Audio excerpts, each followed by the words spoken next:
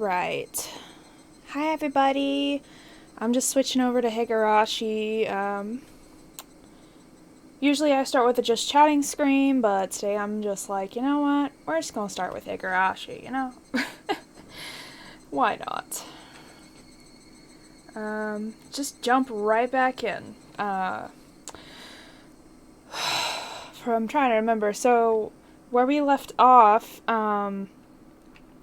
apparently Rena had killed, the one that was, the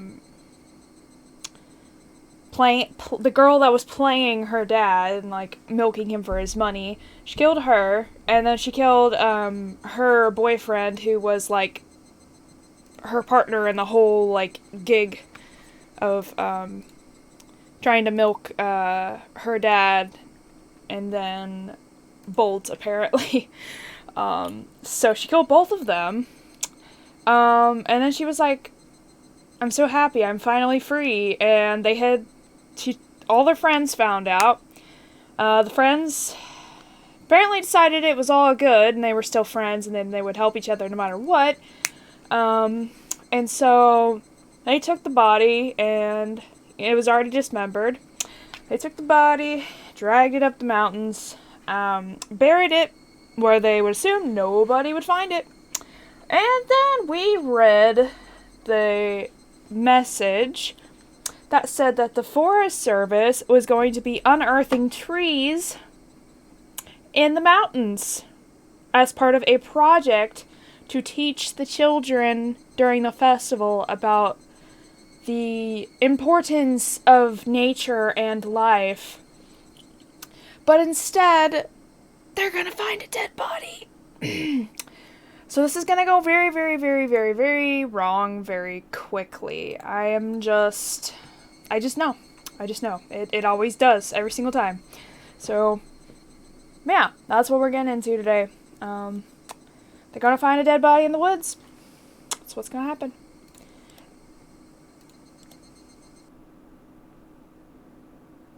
And I'm wondering if, like, this is set during the Chapter 1 arc, and, like, maybe they forgot? Like, for some odd reason about this whole thing, because they never mentioned anything like this in the first arc. So I'm confused, you know, how this is, like, related, but, not sure, exactly. 笑い続けていればいつか幸せになれると信じてきた。誰かのことを思えば相手も自分を思ってくれると信じてきた。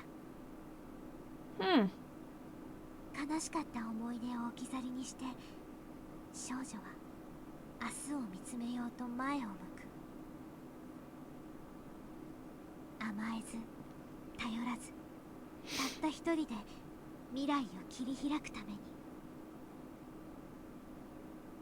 その先にあるものは幸せかそれとも不幸せか。罪滅ぼし。誰かを愛したかった。 Oh, now we get the title chapter drop, okay. 誰かに愛されたかった。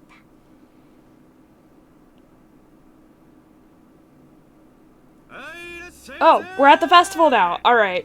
Alright, we're just jumping right to the festival. Let's go. Sounds good, actually.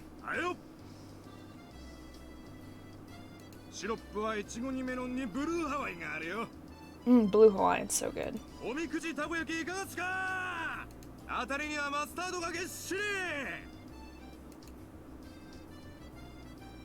There are a great many booths at this year's Watanagashi Festival. Oh, the festival. This is where everything goes downhill the night of the festival, every single time. Anything can become a festival if there are enough vendors selling food and music for bon dances, I thought. I'm assuming they mean bonfire dances. It's still June, but it had been extremely hot the past few days, almost as if it's already summer. When you have a June festival with bon dance music under this kind of weather, the only thing that's missing to make it a perfect summer festival is fireworks.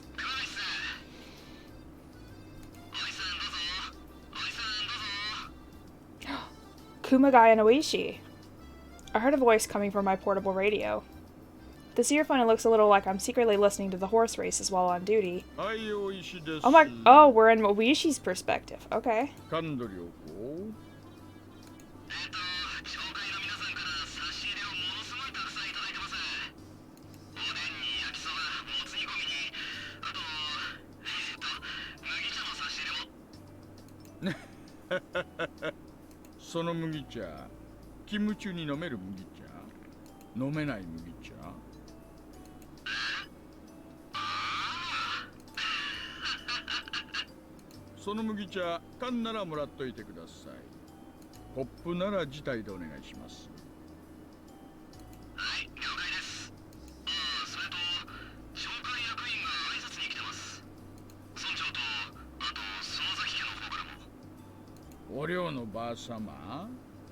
Hmm.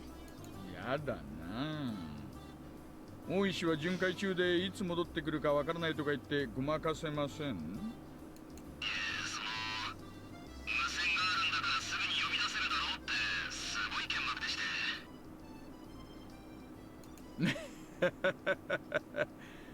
あのばあさま、死ぬときは絶対脳梗塞ですね。It was in the last arc. 了解了解。すぐに戻ると丁重にですよ。お伝えください。Oh well, I guess I'll have to go back and mingle with the locals. All of a sudden, a group of kids came running towards me from behind. After a quick look at them, I noticed that they were the granddaughter of the old bag and her friends. They occupied a corner of the shooting gallery stall, making a lot of noise. Mion Sonozaki. When acting her age, she's a cute, normal girl. But do I ever hate it when she acts like a member of the Sonozaki family. She'll be the boss of the Okinomiya Yakuza territory in 10 or 20 years, just you wait and see. And while I was thinking things like this, I noticed that Mion wasn't the one taking leadership of her group this time. It was the boy. That boy, I knew him. He just moved here recently. The boy from the Maibara mansion. Keiichi Maibara, was it? I heard that the Maibara family is from the city, and they're supposedly very rich, too. But he doesn't flaunt his family's wealth, and he has a good reputation because of that. Even though he just moved here, he's already adjusted to his new school, and he's popular with his classmates, too. Everyone in the village seems to like him as well. He's very interesting to watch, as a person of many moods. Boys of his age sure have a lot of energy. Ah, to be young again. Oi, 次はレナだぜ。ここでレナはかなり美味しいタイミングだぜ。大丈夫レナ？具合悪いんじゃないの？ごめん、ちょっと射的は横で見てたいかな。なら無理をしないで休んでいるといいのです。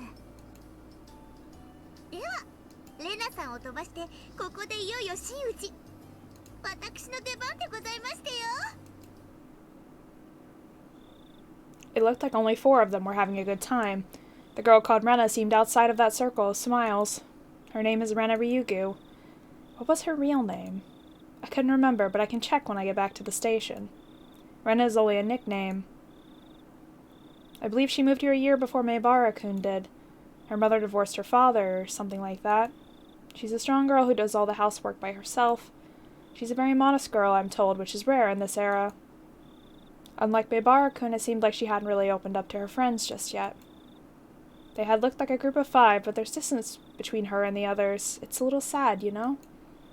Maibara-kun has become part of the village, but Rena is still by herself. Well, that's just how it looks to me.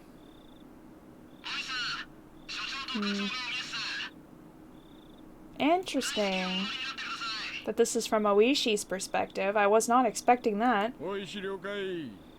地域のお祭りにまで挨拶に来るなんて、うちの所長は地域交流に豆だな。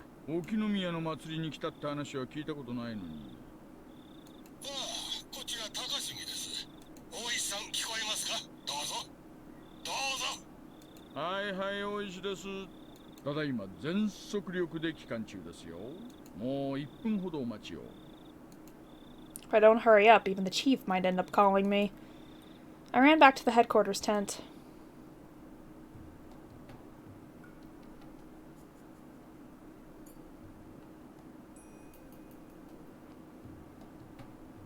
it's these two. Hey guys. Oh, these are all the scenes from the first arc, okay?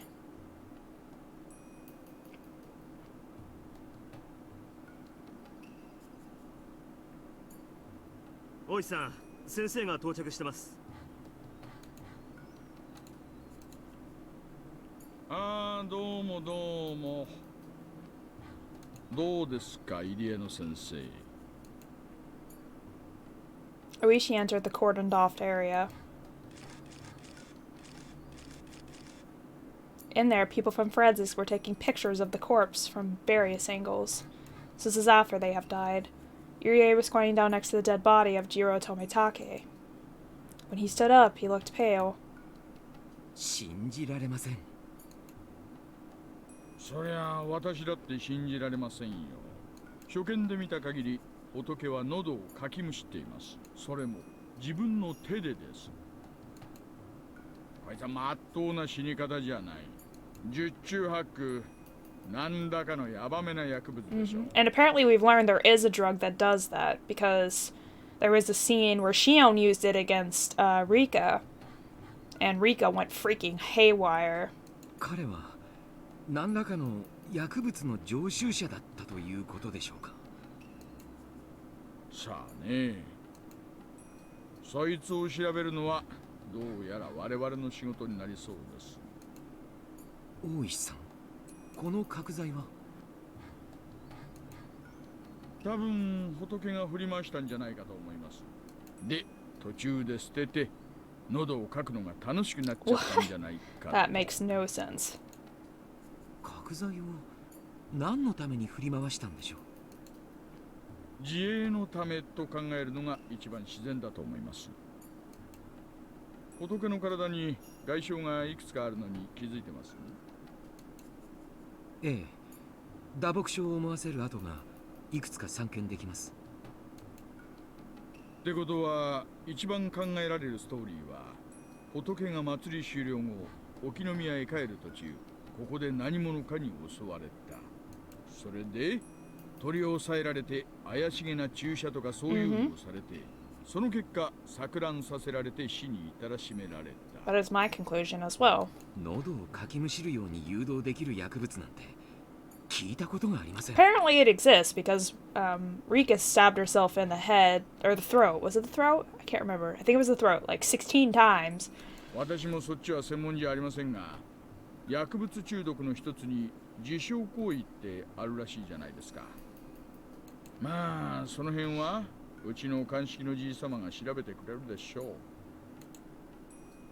大石さん、失礼します。ここから数百メートルのところに富武二郎のものと思われる自転車が見つかりました。お、そうですか。ありがとうございます。何か手がかりとかは？いえ、初見では特には。今鑑識が言っています。じゃあつまりその自転車があった場所が襲撃場所と考えていいんでしょうね。それで戦ったり逃げたりしてここまで来た。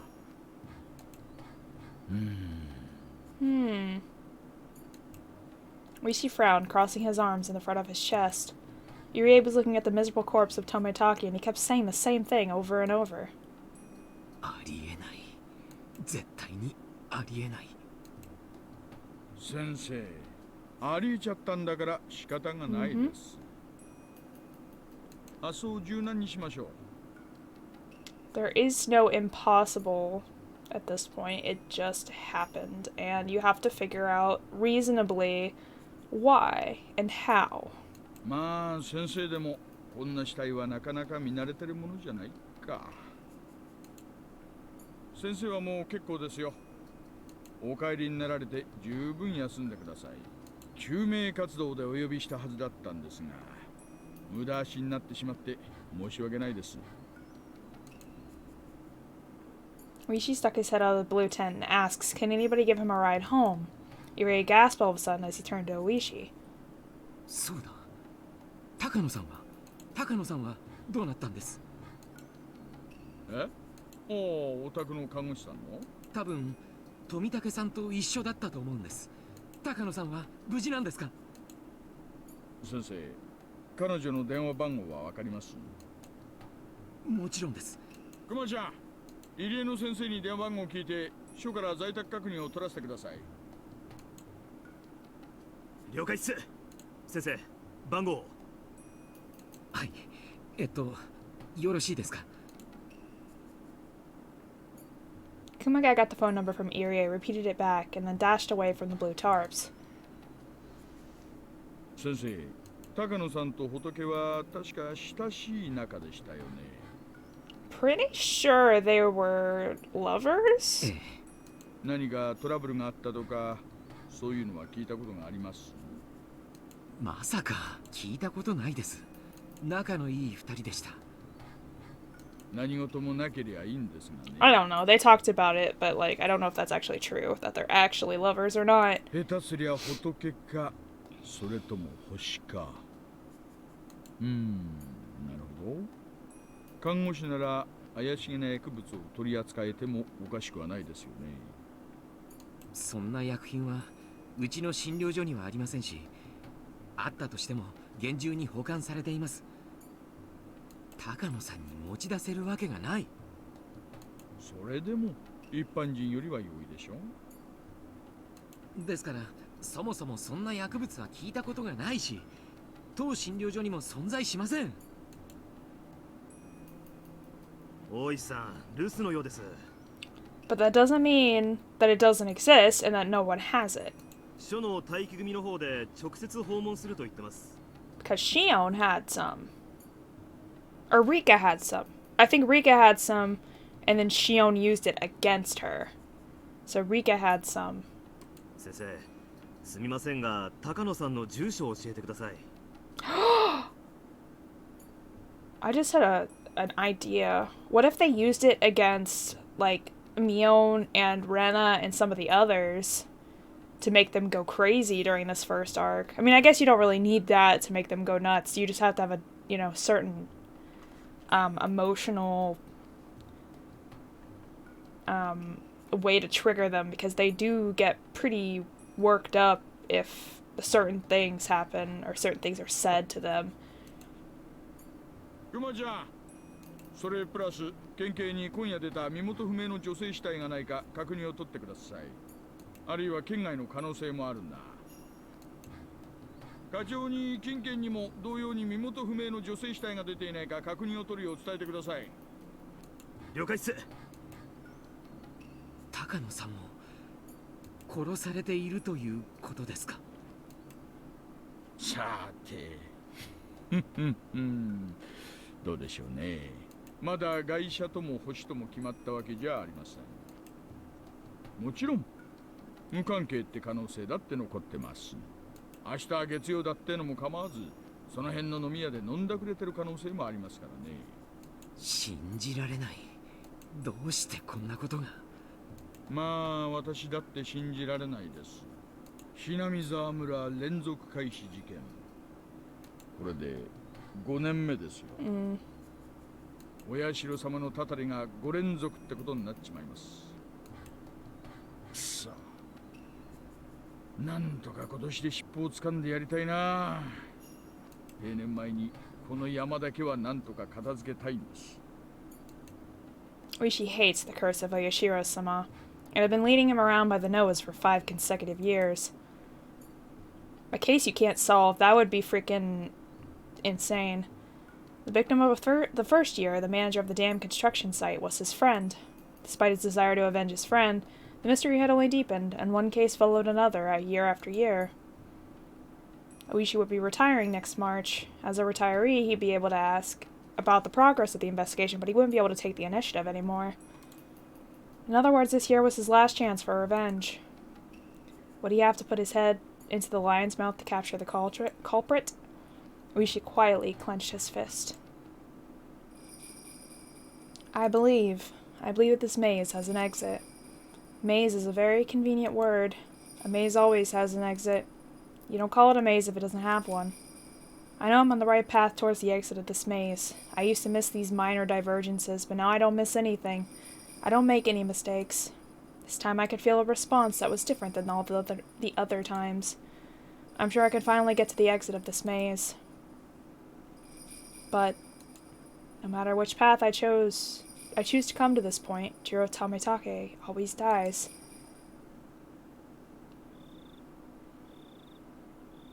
Is that Rika talking? It sounds like something Rika would say.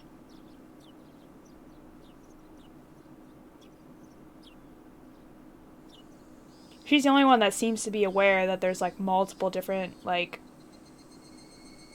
realities going on here.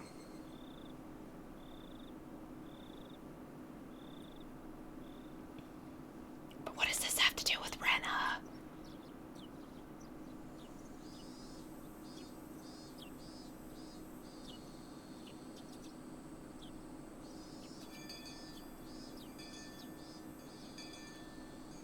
Rena had been sick ever since that day, and she hadn't been able to join in on club activities as often since.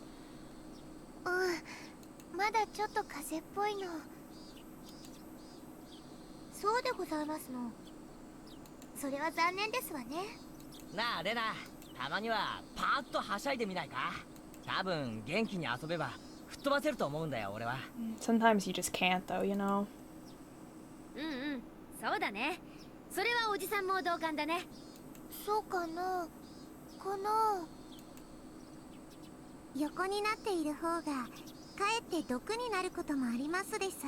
That is also true, but it comes with balance. Like you gotta know when to rest and when not to, and it's hard. そうですわよね。病は気からとも言いますですわ。Everybody had suspected for a while that Rena isn't really sick, at least physically. It's just that many things happened to her at once. She caught a mental cold. That's why I thought she would get better when she played with us, just like we used to. Seemed like Rena was aware of that, too. She knew that she had to get out of her state of depression soon. She wanted to get better. She wanted to have fun again every day. よし、私も参加する。オッケー。そう来なくっちゃね。じゃあ今日はレナの病み上がりも少し加味してテーブルゲームから種目をチョイスしよう。何がいいかな、何がいいかな。Mion started rummaging through her locker, humming to herself. She took one game after another from the locker and put them aside. The locker definitely didn't obey the laws of physics. The amount of games she took out from the locker was more than what it could physically hold. She has a bag of holding inside the locker, apparently. Just for games. Yes, let's go, detective games. なんだよそれ。面白そうだな。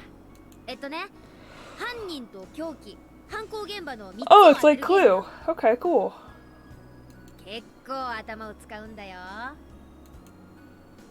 一度やればすぐに覚えてしまいます。ちゃんとメモに整理していけば大丈夫なのです。情報の整理にはちょっとしたコツがありますのよ。知的な私の最も得意とするジャンルでございますわね。The rules don't seem that difficult. In short, it's a game where you sound out the cards each player holds in order to try and reason out the identity of the cards first drawn out of the deck. There are plenty of games in different formats where you try to identify something hidden in the least number of steps. This one just happens to be a competitive one of those. The key to winning this game would be how well you can organize your information. We usually like to play athletic games so that we can run around a lot, but in our club you have to excel both academically and athletically. よしよしよし。なんだか面白くなってきやがった。やろうぜやろうぜ。レナ、今日こそ曖昧になってる。あの水鉄砲勝負の時の白黒をつけてやる。Oh yeah, the water gun battle, that's right. そうだね。よーし、レナも本気で行くからね。レナが本気なら、僕も本気を出さないといけませんでし It た。 was like last arc, wasn't it? ですわね。あの水鉄砲の一件以来、ケイイチさんとレナさんの評価を改めましたよ。容赦なく行かせていただきますわ。よしよし、盛り上がってきたね。おじさんもこういう暑さを期待してたんだよ。よし、行ってみよう。よし行くぜ。俺がナイフで書斎はどうだ。あるよ。レナはね、ケイイチ君毒薬で玄関ホールだよ。私はこれですわね。ミオンピストルラウンジですわ。ピストルはあんたが持ってるんでしょ。下手なフェイクは意味ないよ。犯人と凶器は特定できたと思います。犯行現場が2択なのです。は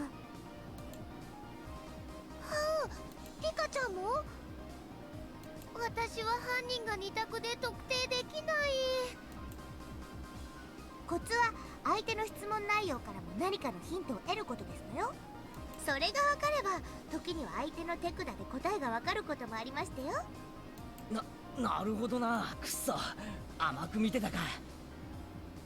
やべえ、メモがぐちゃぐちゃで意味が分からなくなった。メモに書き取るコツが分かればこのゲームは7割方攻略したも同然だね。Pretty good 7 amount. 割程度じゃおじさんには勝てないけどさ。I kind of knew I didn't stand a chance of winning this game, but I gradually started picking it up. Rena seemed to be getting her energy back as she played along. It was the right decision to force her to play with us today. While we were in the middle of the game, Chie-sensei came into the classroom. 楽しそうですね。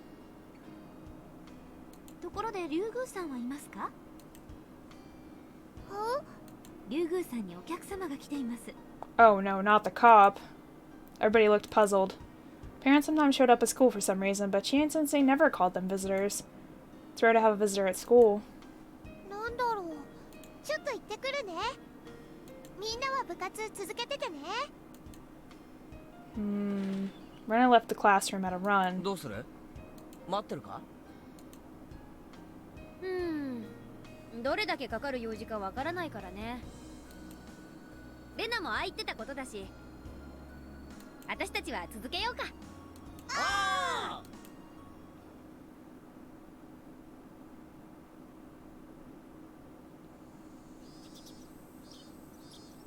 Around the entrance, the glaring sun and the cool shade made for a clear contrast. Yep.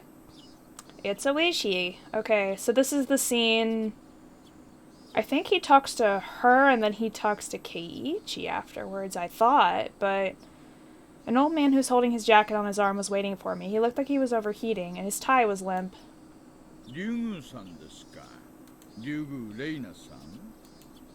Ever since Reina called me Reina, I've hated that name more than ever. Because of that, I didn't have a good first impression of this man. そうですよ。どちら様ですか？私の車はエアコンが効いてますから、そっちでお話ししましょう。ここ暑くありません？ He ignored my question and started walking towards the car parked in front of the school gate. If he wanted to talk about something normal, he would have used his teacher's office. But he wanted to talk in his car instead. I couldn't help but feel suspicious. Chie-sensei let me see him, though. That meant he wasn't a suspicious individual as far as she was concerned. Who was he? 取って食いやしません。どうぞどうぞ。 He called out to me while opening the rear door. Is he a policeman? Did the police find out that I killed those two? I feel anxious all of a sudden. Was this what they called a voluntary interview? I didn't want to go in that car, but if I rejected his offer, it'd only make me look more suspicious. I prepared myself and got in. It was really cool inside the car. A car AC must cost a fortune. At least my father's car doesn't have one. 冷えすぎだったら言ってくださいよ。 Huh. So I guess they usually... I guess cars with air conditioning are considered a huge luxury at this time. Because, like, nowadays, like, all the cars they make just automatically have it. You know, the new... 私ガンガンに冷やしちゃうたちですから。で、私に何の用ですか？ In retaliation, I ignored his question and got to the point like he did. He pulled a small notebook out of his breast pocket and flipped through it. He picked out a photo from it. The photo showed the face of a goofy-looking man. この男性のことでご存知のことがあったら教えてください。 The man in the picture was expressionless and looked half asleep. Sometimes you can't even recognize your own family members in a photo where they don't have an expression. So there's no way I would recognize a person who wasn't related to me. But anyway, that was a bit of a relief. This had nothing to do with Rena or her partner. シャツにマジックで落書きがありましてね。リュウグさんをはじめクラスメート何人かの署名入りでした。これ富武さん？ I don't feel his usual carefree unreliableness from this picture at all. From this half-awake, emotionless face. では、こちらの女性はわかりますか？ I knew what he was going to show. ミオさんです。高野ミオさん。二人に最後に会ったのはいつですか？綿流しの祭りのお開きになった直後くらいにあったと思います。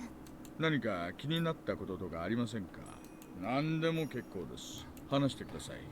富武さんたちに何かあったんですか？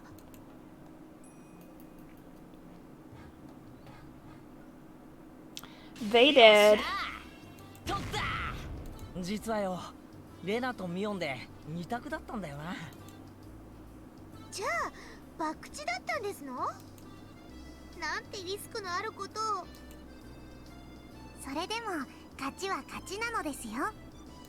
True. お、レナだ。おかえり。ずいぶん時間かかったね。Mio noticed that Rena had returned. She looked exhausted. I have no idea what she talked about with that visitor, but it was obvious it wasn't something fun. レナ、大丈夫？何大丈夫って？いや、顔色だよ。青いというか、白いというか、本当に大丈夫？ Rena tried to convince us she was fine, but her face clouded over for a moment. She decided to leave early. I shouldn't have forced her to join the game. I was regretting it a little. Rena probably forced herself to play with us, even though she wasn't feeling well at all. Rena put her stuff in her bag, apologized to us for leaving early, and left the classroom. まあ仕方ありませんわね。ではせめて私たちの白黒ははっきりさせようじゃございませんの。そうだね。次は誰の番だっけ？Me?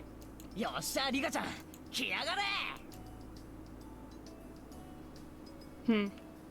Interesting.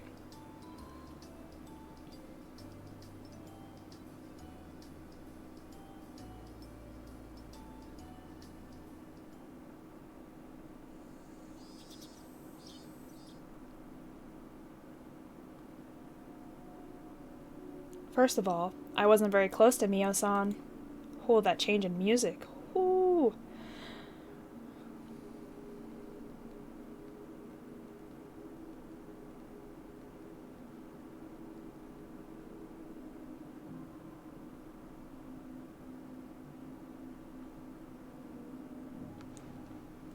I knew who she was, so I greeted her whenever we happened to pass by, but that was about it. I never really talked to her except for the one time.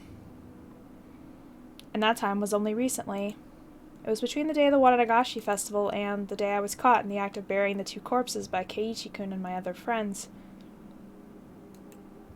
I had a phone call from the library that evening, and I was told that my father needed to return the book he borrowed. He was shopping at the home improvement store at the time, so I went to the library to return the book for him. While I was there, I thought about borrowing some books for myself, and I started walking around the library. I saw her there. Shion saw her too at the library as well.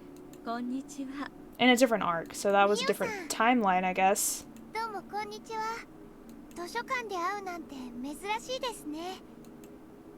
そう？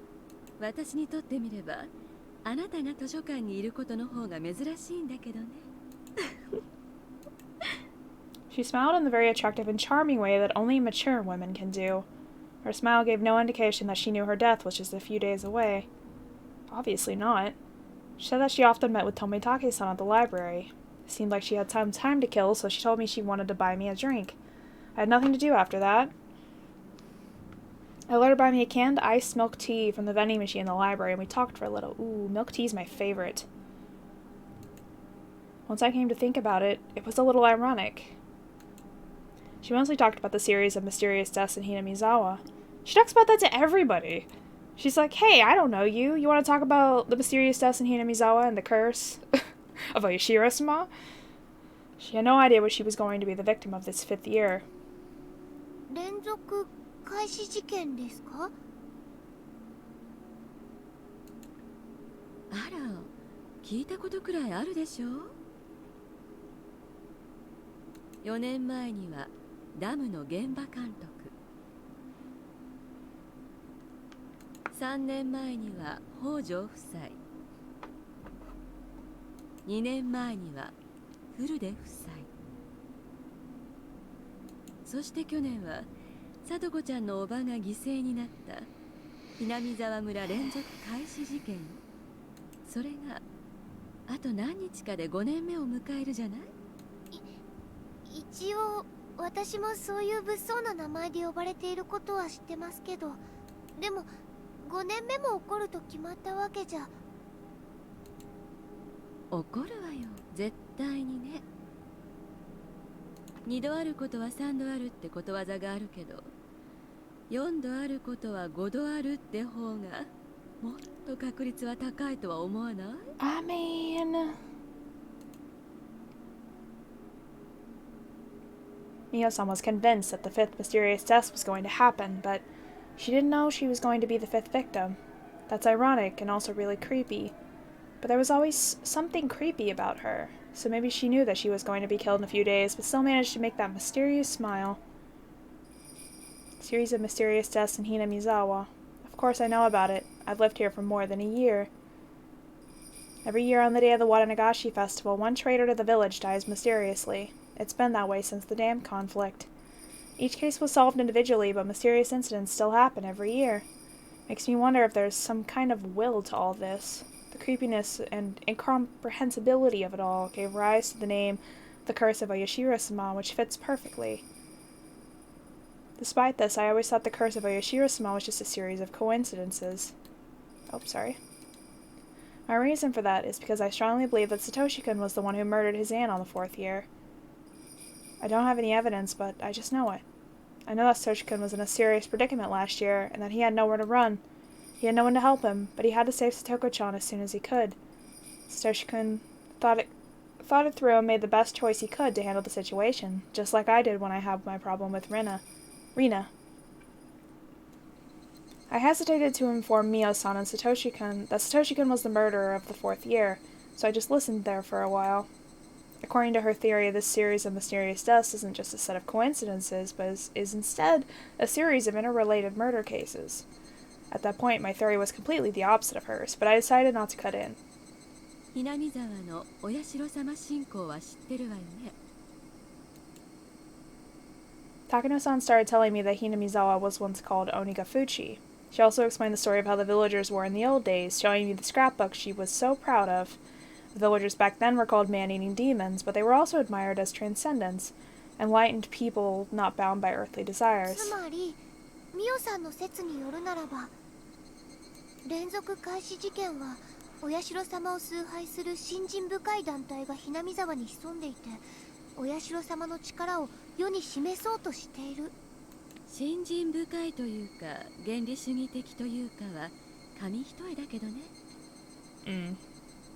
明治以降、村の名前が南沢に変わって以来、鬼ヶ淵村が長く続けてきたさまざまな風習が途絶えている。それをよみがえらせ、再び鬼ヶ淵村の名と威風を取り戻そうと思っている人たちがいるんじゃないかしら。Mio-san's theory was more than a little crazy, but it was also fascinating. At first, her theory had sounded like she was just jumping to conclusions, but after she eagerly showed me the documents she'd been studying, I started to think that it wasn't actually too far from the truth. If her theory was true, it would mean that the accidental deaths of the Hojo couple in the 2nd year, the suicide and the death by disease of the Furude couple in the 3rd year, and the drug addict murderer in the 4th year were all cooked up. It means someone who has a lot of power and influence over the police was involved. When I pointed that out, Mio-san nodded in agreement. She started talking about how strongly they were rooted in the village and how deeply they were involved with many public organizations. After she finished explaining all that, I finally noticed that Mio-san was suggesting that the three families, including the Sonozaki family, were the masterminds behind the murder incidents. In fact, the Sonozaki family really is very powerful. They hold influence not only over Hinamizawa and Okinomiya, but also over the entire Shishibone area. It might not be wrong to say that they even hold influence over the entire prefecture. If the Sonozaki family is behind all this, her theory would be more realistic. But that means I should be suspicious of Mii-chan. No, I shouldn't. But in fact, Mii-chan was very cold and unkind to Satoshi-kun when he was going through a rough time. I know there was a conflict between the Sonozaki family and the Hojo family during the Dam Wars, but still, she was very cold to Satoshi-kun. But Mii-chan admitted that what she did was wrong, and I forgave her, too. I didn't want to think about that again. I decided to change the subject because I knew it'd make me feel uncomfortable if we kept talking about the Sonozaki family. そもそも親代様信仰って一体何なんでしょうね。鬼と人が共存というのも面白い話です。普通の昔話だったら鬼が来たら退治してやっつけるという風なのに。そうね、そのあたりが親代様信仰の面白いところね。でもそもそも神の国から神が漂着してきて崇められるというのは決して珍しいことではないのよ。漂着神崇拝って言ってね、世界中に海の向こうからあるいは川上から神が漂着してきて、それを人々が敬ったという類の神話が残されているわ。それは偉人漂着の話でしょうか。そういう捉え方も一般的ね。古代日本は大陸に比べると様々な文化が遅れていた。だから進んだ文化を持った異国人が漂着した結果、その知識を敬い神と祀ったというのはありえなくもない話よね。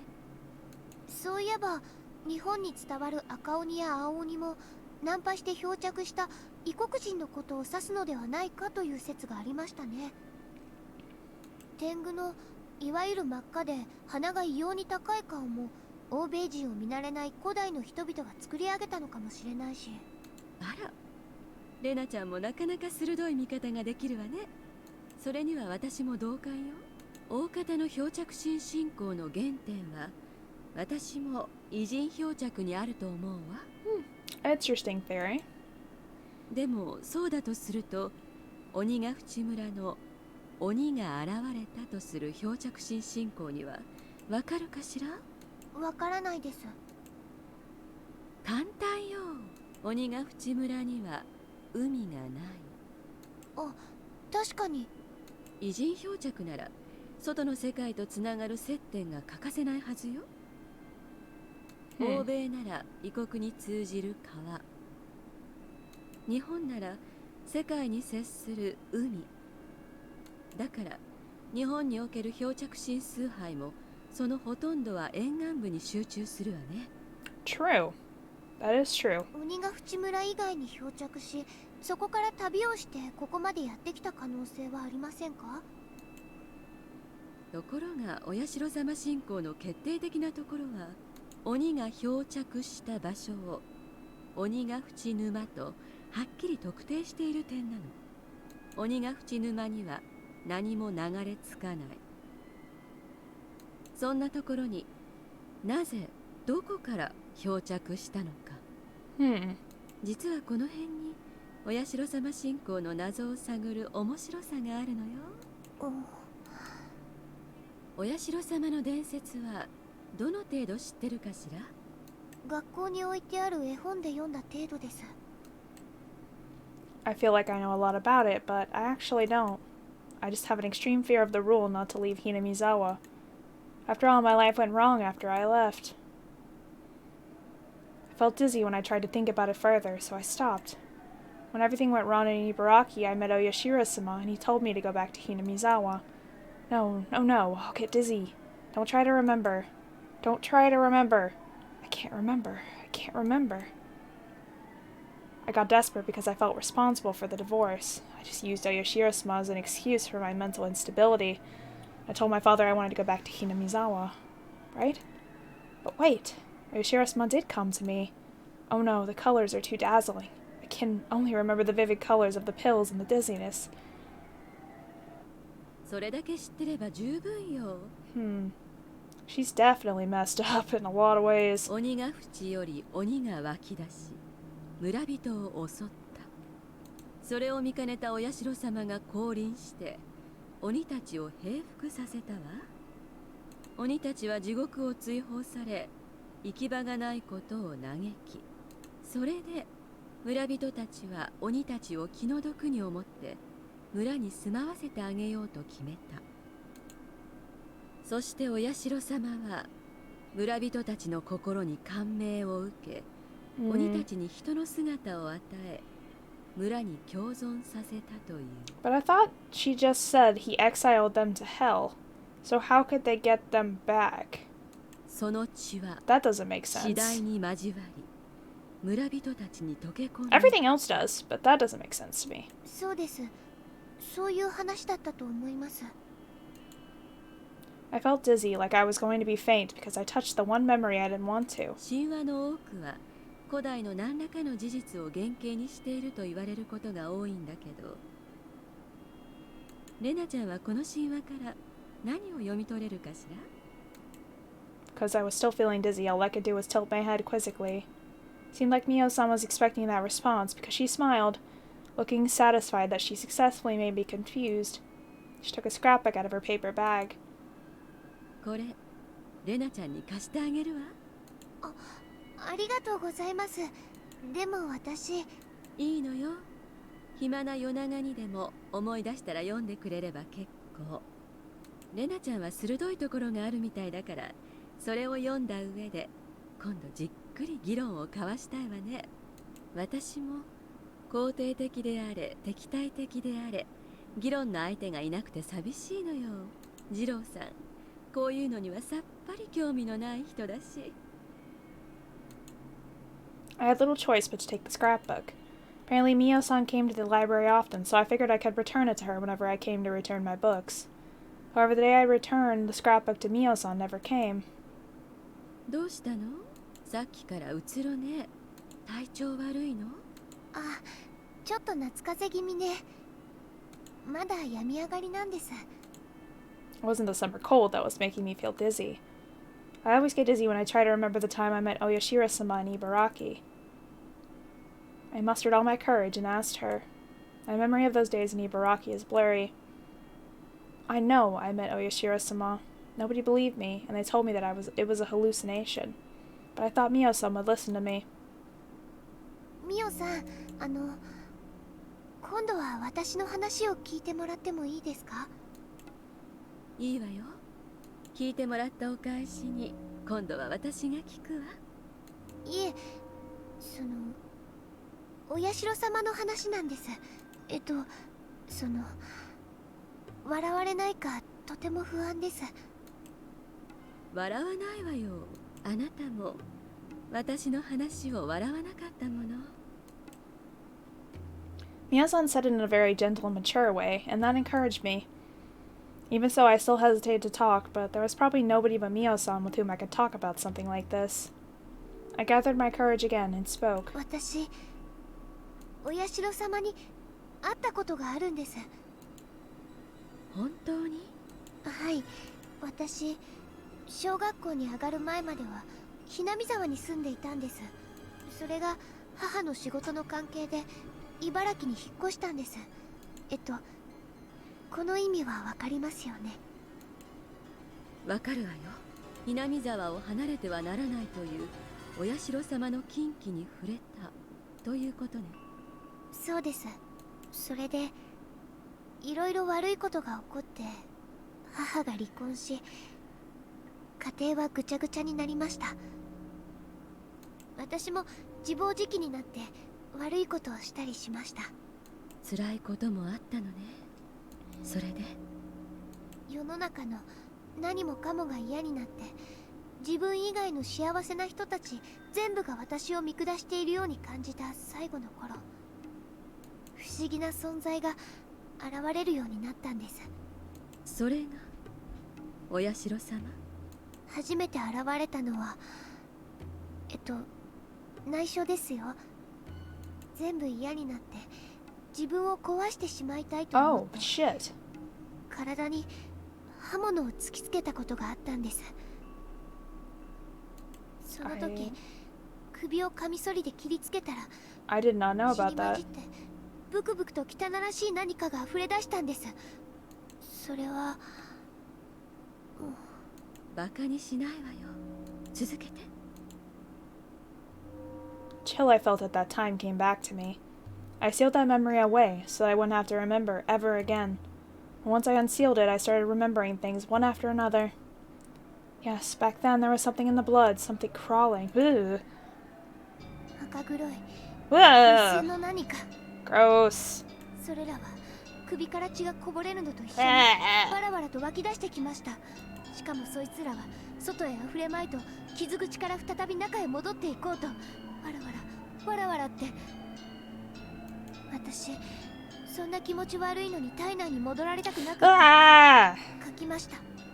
でもそれ以上は痛くて血のみれになるばかりで。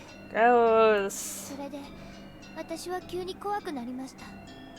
私の体の中には血管いっぱいにあの気持ち悪いのがぎっしり詰まってるんじゃないかって。 Gross. それで私は試しにカミソリで股の血管を開いてみました。 Why? Why would you do that? そしたら溢れてきたんです。 Ah. わらわらっと。 Gross things are happening. I understand, Ryugu-san. Please calm down. 分かってないってば。 Hi, Ems. I am sorry for the images that you might have to envision. そいつらは血と一緒にドバッと溢れ出すけど、すぐに元の血管の中に戻ろうとする。それがとてもかゆいんです。 Please bring a doctor. No, no, no. Don't claw at it like that. Bring me a sedative. Hurry. Hold her down. 私の血管の中のやつをやっつけて。 Ah. 血を全部抜いてきれいにして。 Ah. 私の血管には変なのがいっぱい詰まってるの。どうして信じないの？見せてあげるから。見れば信じるでしょ。注射は嫌。いや。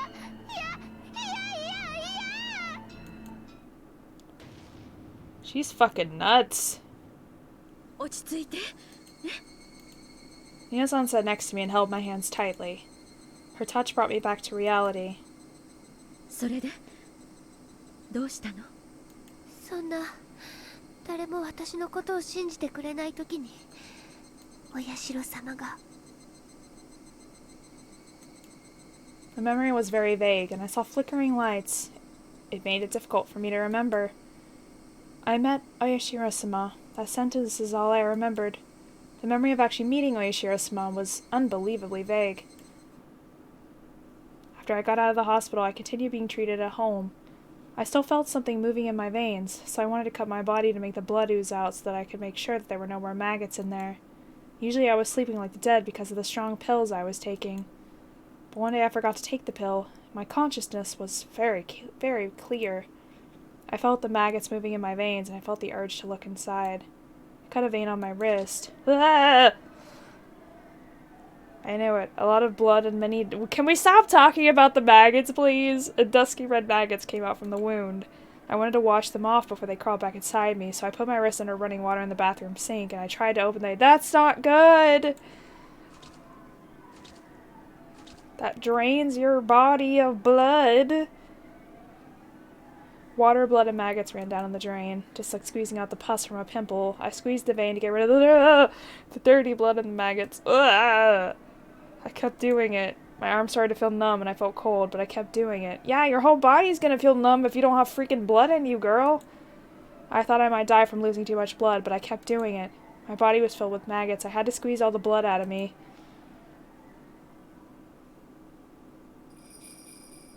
And a very bright light shone upon me. It was a very bizarre sensation. I had never experienced anything like it in my life. All of a sudden the dark bathroom was filled with a bright light.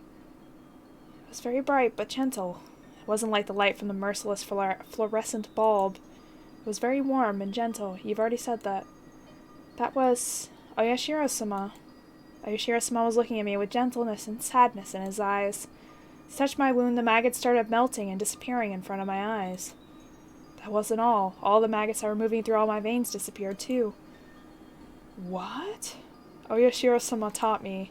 These maggots were the curse. People of the demon's blood can't live outside of Hinamizawa. It's the rule.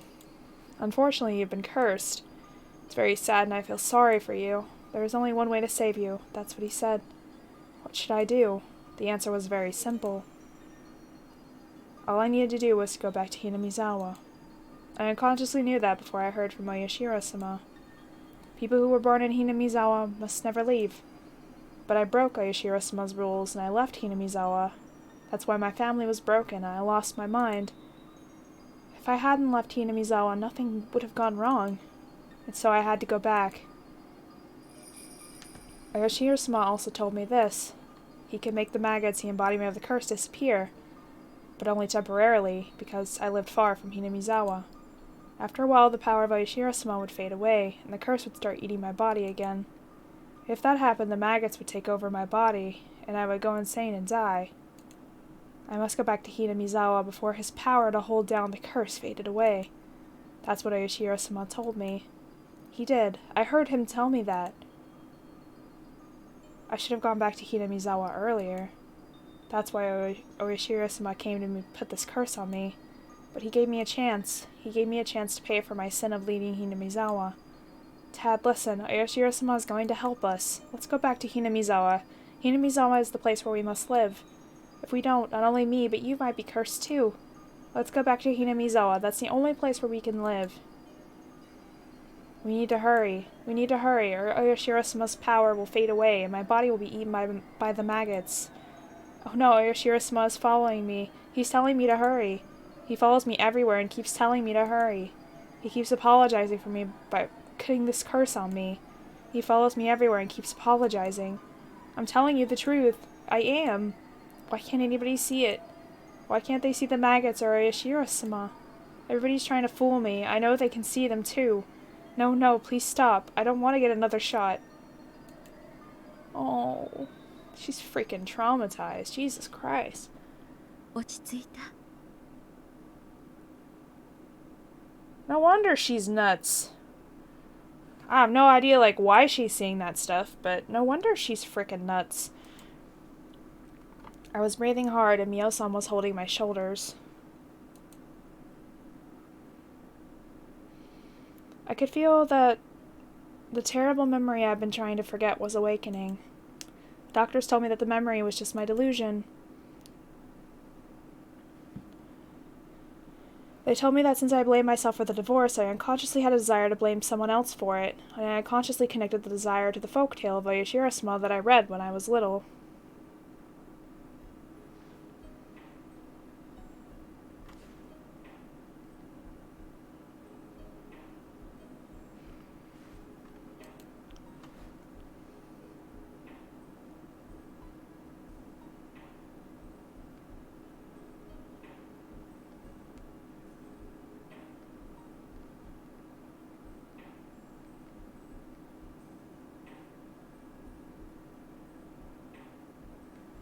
I got drug treatment, received counseling, and waited. I gradually got better, and that proved the things I saw were just a hallucination.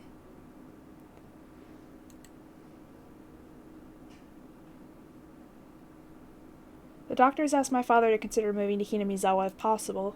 Fortunately, he wanted to change his living environment to heal his pain from the divorce as well.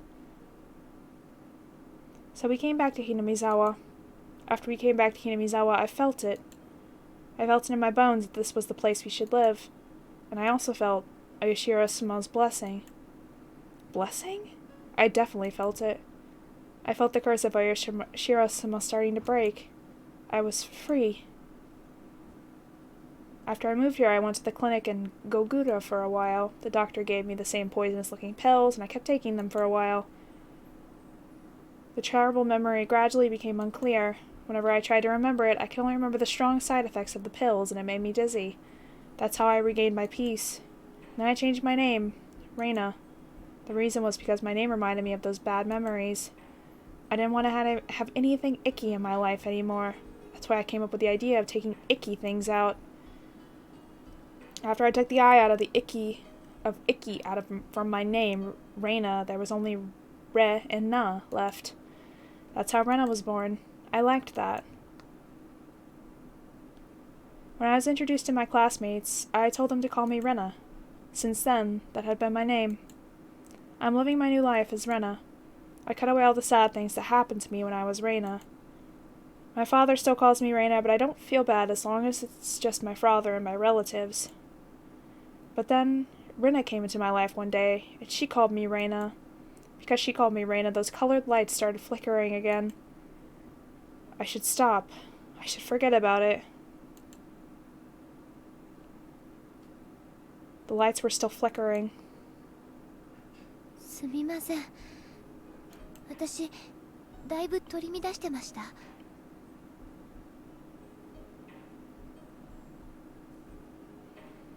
小声で何かつぶやいてたわね。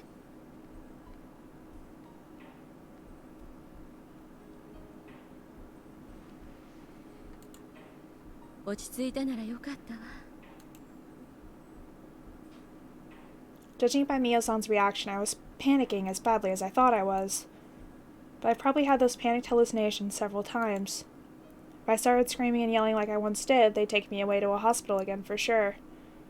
私はあの異常な中で確かにお社様に会ったんです。もちろん不気味な何かも。信じられませんよね。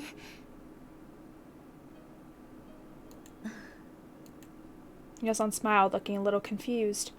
I couldn't blame her. I didn't expect her to believe it. I'm sure it was just a strange memory I created for myself in my hallucinations. I can't believe I can't trust myself. That's the worst feeling of all. レナちゃん、まず一つ安心してほしいの。はい。レナちゃんが怖がっているたたり、つまり血の中にいたという変なもの。それはお社様が言うにはひなみ沢にいる限りは大丈夫なんでしょ？ええ、そう言ってました。なら怯えることはないじゃない。安心して。あなたは今ひなみ沢にいる。まあこの図書館は沖宮だけど、このくらいの距離ならお社様も許してくれるわね。Yeah, he seems to be okay, like, if you visit other places, but if you live somewhere else, that's when he gets upset. 血管の内側に何かが騒いでいるなんて感じないでしょ？それは、はい。だから安心して。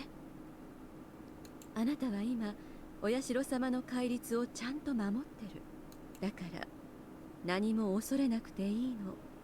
だってそうでしょうね。はい。はい。I didn't know until then that she was such a warm-hearted person. I met many doctors and talked to them about this, but they always ignored me and didn't really listen. All they did was give me a shot of the drug I hated. On the other hand, Mio-san didn't deny my story or the existence of Oyashiro-Sama. The people in this village whisper behind her back that she's a little crazy.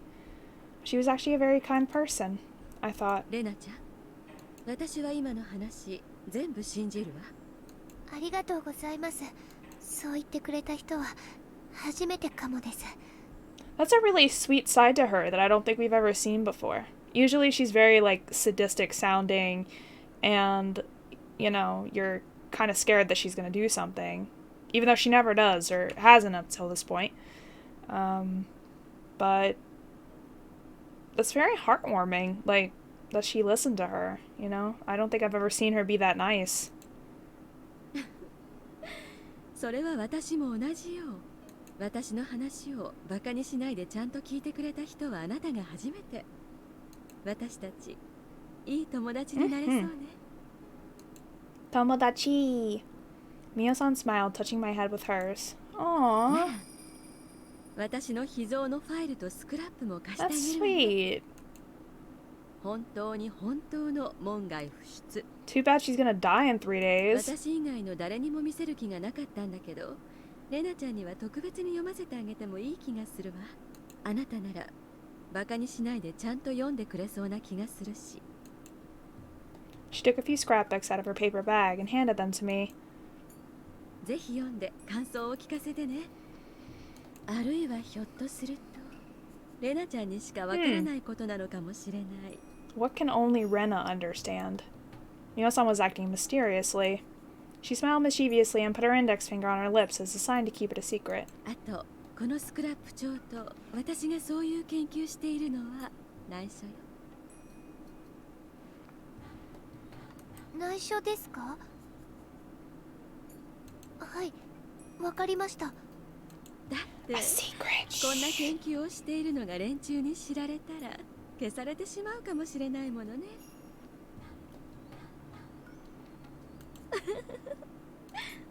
She laughed after she said that.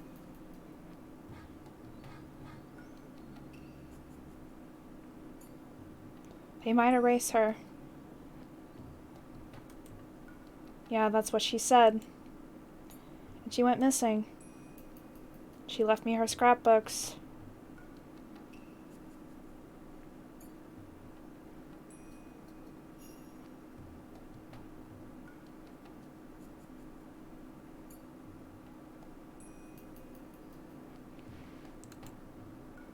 But that's not all there is to it. It's the way Tomitake-san died. Uishi-san said he committed suicide because of a state of excitation caused by using some kind of drug. But I know what really happened. I didn't tell Uishi-san about it. Oh! She saw the maggots. Okay. And she tried to cut them out, so he didn't have any weapons on him, so he tried to rip them out. But does that mean you either have to believe that it's the curse, you know, that people with demon blood can't live outside of Hinamizawa, or you have to believe that someone injected her and Tomitake with that weird-ass drug that makes them think those things. I didn't tell Uishi-san about it. I don't think he'd have believed me even if I told him.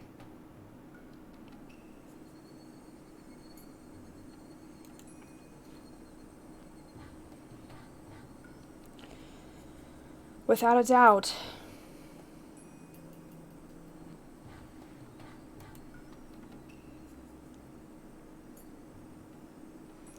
Tomitake-san died trying to get rid of the maggots. It was nothing other than the curse of Oyashiro-Sama. But I don't think he was a Hinamizawa resident. He was from another city, and he would visit there every year, but he wasn't a resident. That's what's weird about it. But I think Mio is, or she is a nurse under Dr. Irie, so she is a resident here. To never leave Hinamizawa isn't the only rule of Oyashiro-sama. There are more. He might have broken one of them without knowing it. Uishi-san told me. Tomitake-san was taking pictures with his camera flash on during the sacred ritual dance, and some people got mad at him for it. Did Uishi-san put his curse on Tomitake because he violated the sacred ritual dance?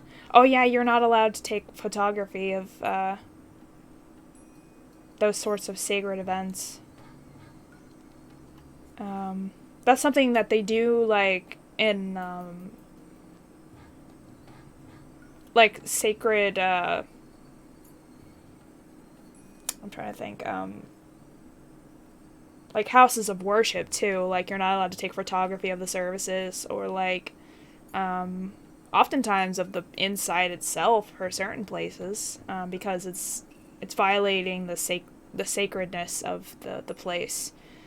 Because there's a lot of superstition about, like, you know, photographing things, you know, in certain cultures, about how it can anger certain gods or spirits, or yeah, anyways. It might be for another reason. Anyway, he died from the curse of Oyashiro-Sama, without a doubt. Does that mean Oyashiro-sama put his curse on Mio-san too? Investigating the gods is the same as getting close to the gods. I feel like the game's volume's kind of low, so I'm gonna turn it up a little. But if it's too loud, then somebody shout at me, I guess. Investigating the gods is the same as getting close to the gods. It's disrespecting them. But Mio-san told me that they might get rid of her if they found out about her investigation. By they, she meant humans. Plus, according to her theory, the three families are in a conspiracy to revive the faith of Oyashiro-Sama. But I can tell by the way Tomitake-san died that it was the act of the curse. I'm certain about that because I experienced the curse myself. At first glance, that seemed incompatible with those conspiracy theories about human beings. I remember that Oishi-san told me something about some kind of drug that can make a person commit suicide. So do the three families have a secret drug that can cause the curse of Oyashiro-Sama? Someone does. I think Rika was the one that had it, so I guess the Furuta family, but I have a feeling that the other two families may have it as well. That's impossible. Plus, I didn't get any shots of a suspicious drug like that. As far as she knows. I mean, she did say she was really groggy, so they could have given her a drug like that while she was asleep. I had a normal life in Ibaraki. I wasn't involved with the Sonozaki family or the Kimayoshi family. Ueshi-san asked me a favor. He asked me to tell him secretly if I saw or heard anything suspicious. It could be about Mi-chan, Rika-chan, or anybody in the village. Mio-san believed my story about Oyashiro-sama. Now she's gone. Tomisaki-san died by doing the same thing I did. Oh no. No, no, no, no. I don't want to get involved with the curse of Oyashiro-sama. Too late! Is this a conspiracy of a group of fanatical cult members, or is this the curse of Oyashiro-sama? That's the question. That's what everyone's trying to answer. 6 chapters in, we still don't have the answer. Is everything just a set of coincidences? Or maybe it's a mixture of a conspiracy and the curse? I think it's a mixture, because I know certain things were caused by the people themselves, but I think there are other supernatural things going on, because otherwise it wouldn't make sense if there wasn't, in my opinion. I don't know. Is it the work of humans, the curse, or a coincidence? Oh no, even the light of the sunset was making me feel dizzy. When did the sunlight in Hinamizawa get so mean? Mio-san told me to keep her investigation secret. I have her top secret scrapbooks. They might hold the truth about everything. When I realized that, I got scared all of a sudden. I might end up the same way as Mio-san, because I have her scrapbooks. If it's a conspiracy, I'll be erased. If it's the curse, I'll be cursed. I should burn the scrapbooks. It's the safest thing to do. But Mio-san believed my story. Mio-san listened to me without laughing. I'd feel wrong to burn them without taking a look. If it's a conspiracy, I have to expose it. If it's the curse, I have to break it. I shouldn't run away. I should fight. That's right, I decided to fight to seize my happiness. I shouldn't give in to misfortunes. I have to fight. I'm going to get rid of all the things that are trying to ruin my peaceful life. I'm going to read her scrapbooks when I get home. I started walking faster. Oh no, that's not good. Oh no, oh no. Oh, I don't trust that.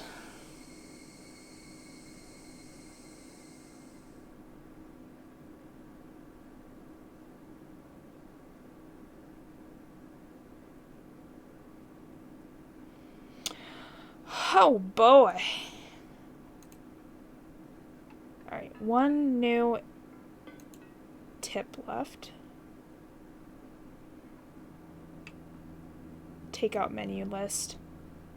Kuroda Mental Clinic. Hello. To get straight to the point, we can assume that this is an acute case of post-traumatic stress disorder. The patient is subject to a tremendous stress because of her parents' sudden divorce and being forced to choose to live with either her mother or her father.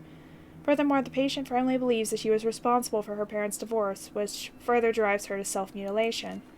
The patient's largest shock stems from a sense of betrayal of her household, which she believed was an absolute safe haven.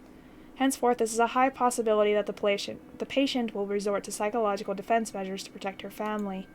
For example, she might feel high disdain from any person of the opposite sex who approaches her father.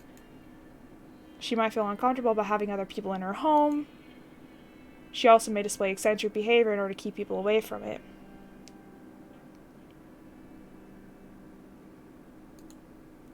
As an example of the latter, there are reported cases of patients unconsciously bringing home garbage. It's highly important that the patient remains in close communication with her father. By deepening the communication between the two of them, it'll strengthen their family bond and loosen up her anxiety. Since the patient only shows signs of acute syndrome in this case, there's a very good chance that she'll recover within 3 months with her father's support and proper medication. However, it's common for a patient who seemed to have recovered to have a sudden reoccurrence, even after 10 years. Some things never let go, man. That's rough.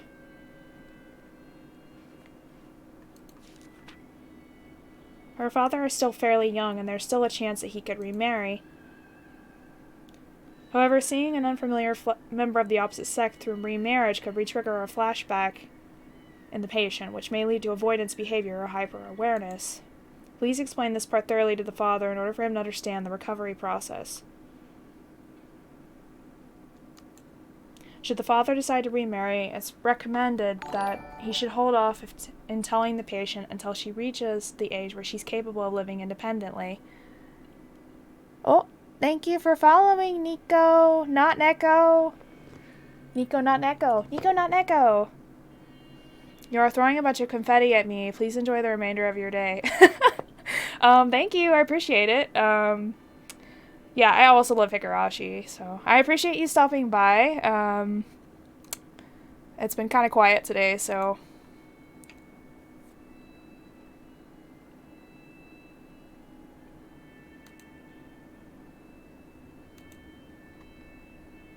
Also, I will do you a follow.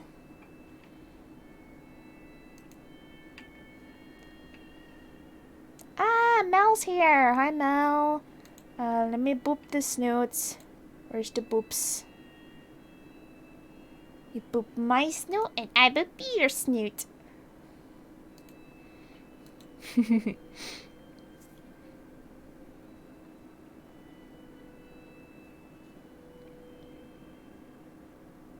Oh, does it? Sorry. Sorry. I just get the little alert thing and I'm just like, oh, person is here. Hi. How you doing, person that I don't know? What's up?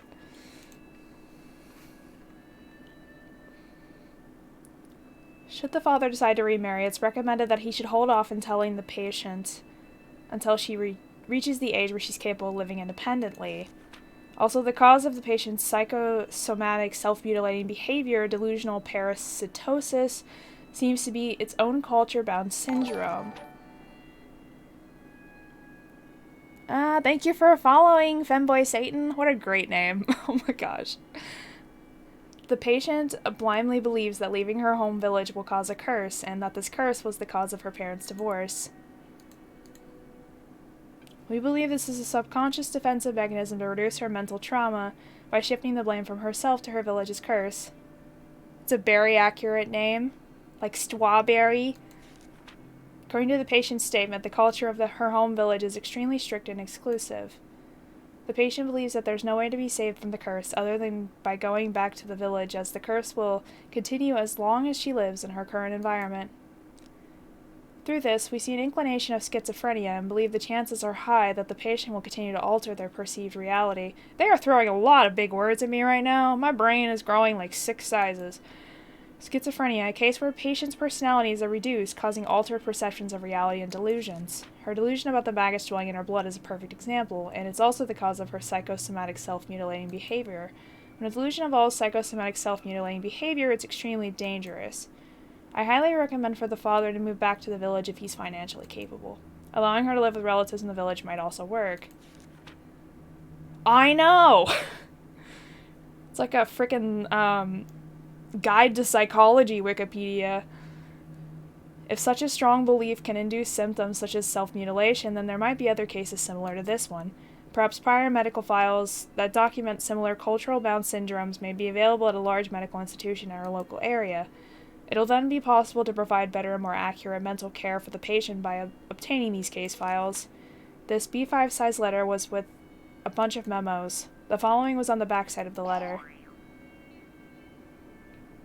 1 chukadon, 3 Shanghai-style gomoku yakisoba, 1 large fried rice. Someone wrote their lunch carryout on the back of the medical report. Oh my god. Alright, cool. That's great. So, she's out of her fucking gourd. Fantastic. I knew that already, but, like, now even more so. She's definitely out of her mind. Alright, witchy jokes. Let me think of something. Big brain is full of big words, so I can't think of, little puns right now. I think I have a website for this that I usually use for references.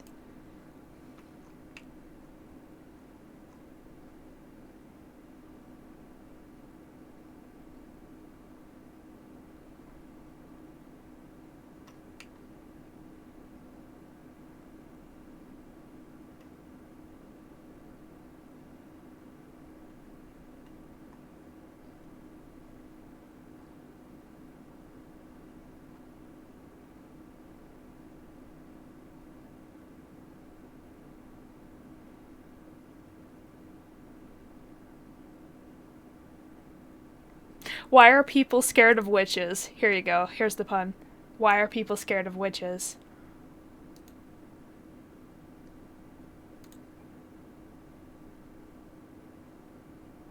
Because of their resting witch face. Ah! That was a bad one, I'm sorry. They're not gonna get any better, guys. It's not gonna get any better. About homing ability and homesickness. If you interpret homing ability in a broad sense, you can say that most animals have a homing ability.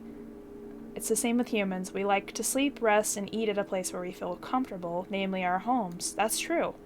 Your home is to you what nests are to animals. Therefore, you can say that humans have a homing ability as well.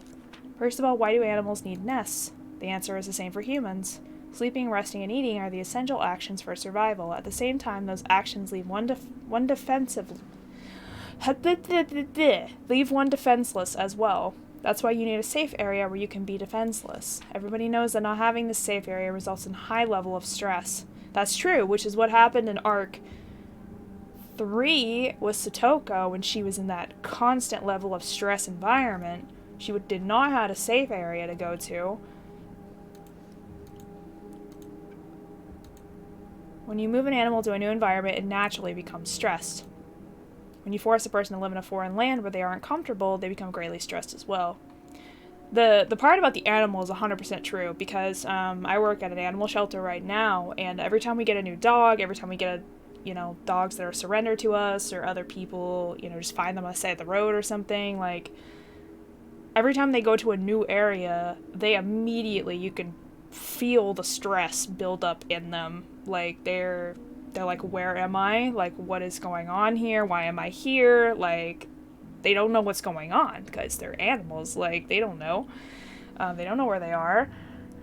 And it breaks my heart sometimes, man. And, over time, once they realize, okay, this place is safe, they're fine, their stress goes a lot lower, but it takes a long time of an adjustment period for them to realize that and get to the point where they feel safe again. So that is a very true statement. Everybody also knows that this kind of stress is called homesickness. The Japanese don't know much about homesickness.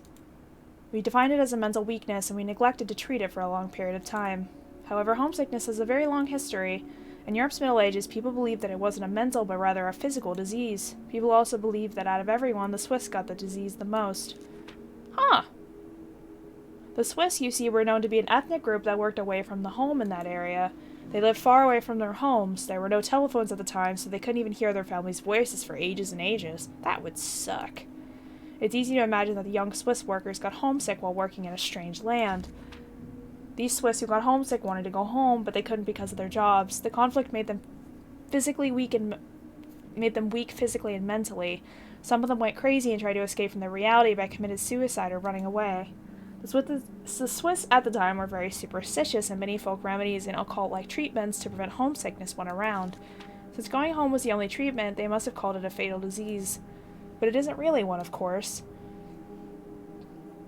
Specifically, homesickness is a sign of that human homing instinct. Your brain desires to go back to your safe area, namely your home. At first, your brain makes you remember the happy memories of your home, and it urges you to go home in a natural way. But when reasons stop you from achieving your desire, your brain starts sending unnatural signals to your body. As a result, your body gets weak, and that makes it more difficult for you to live in a strange land. In the end, you have to bend to reason in order to achieve your desire to go home. So homesickness is born from our homing instincts. And the stronger one's homing instincts is, the stronger their homesickness. The strength of that homing instinct varies from individual to individual and depends on the environment in which these individuals live. Man, I'm getting a freaking biology lesson, psychology lesson right now. Like, all of this is... I feel like I'm sitting in class. Like, I'm back in school again. When your home is safe and the environment you live in is dangerous, your homing instinct grows stronger. On the other hand, when the environment you live in is safer than your homing instinct becomes very weak. Safety isn't the only element that affects its strength. Cultural aspects affect it too. The many custom demanding families... Oh my god. Sorry, my brain is too overwhelmed. The many customs demanding families to return home for major events varies with each region, so your birthplace's culture also alters the strength of your homing instinct. Amongst those regions, the transcendents of Onikafuchi village were believed to have an excessively strong homing instinct. The people of Onikafuchi forbade their fellows from ever leaving. Many believe this was the effect of the elitism and sense of purity I had already mentioned before. People today still strongly believe that Oyashiro-Sama puts his curse on you if you break his rule and abandon the village. This superstition can be interpreted as homesickness. If homesickness is directly proportional to one's homing instinct, then the exaggerated expression curse would signify the strength of that homesickness and also their homing instinct. I can assume that they hated the outside world and created an insular society precisely because of their powerful homing ability. Unfortunately, there's no way to measure the strength of the homing ability that the primitive people of Onikafuchi had. It was so strongly forbidden to leave the village that nobody left long enough to get homesick. However, after the Meiji era, things changed. The sacredness of Onikafuchi dwindled with the efforts of modernization. Many young people started looking for city life, and some people were forced to leave the village to get a job. As a result, villagers started venturing outside the village borders. That was when the transcendents of Onikafuchi realized how strong their homing ability was for the first time. The residents of Hinamizawa got extremely homesick. After a while, people started to call this homesickness the Curse of Oyashiro-Sama. It became rumored that a person who left the village to get a job in a strange land was cursed, that he went crazy and died, and people who had left the village started coming back to either it or the nearby town. Their homesickness and their homing ability was very strong because of their culture. It's reasonable to think that these were cultivated by the unique region in Hinamizawa, namely the cult of Oyashiro-Sama. From the moment they were born, they were taught the rules of Oyashiro-Sama. They must have felt guilty about leaving the village unconsciously. As a result, they consider their homesickness to be the curse of Oyashiro-Sama. I'm not sure if their homesickness got stronger because of the rules of Oyashiro-Sama, or if they made the rules of Oyashiro-Sama because their homesickness got stronger. They never say just Oyashiro, it's always Oyashiro-Sama. I don't know which came first. Damn! That's a lot of information. Okay, so that's like the scientific, psychological reason why these people, like, leave the village, are, like, getting sick or dying or having issues, is because of the homing beacon, the safe area ideal, and then the curse of, they think it's a, like, extreme version of homesickness, which can make people crazy.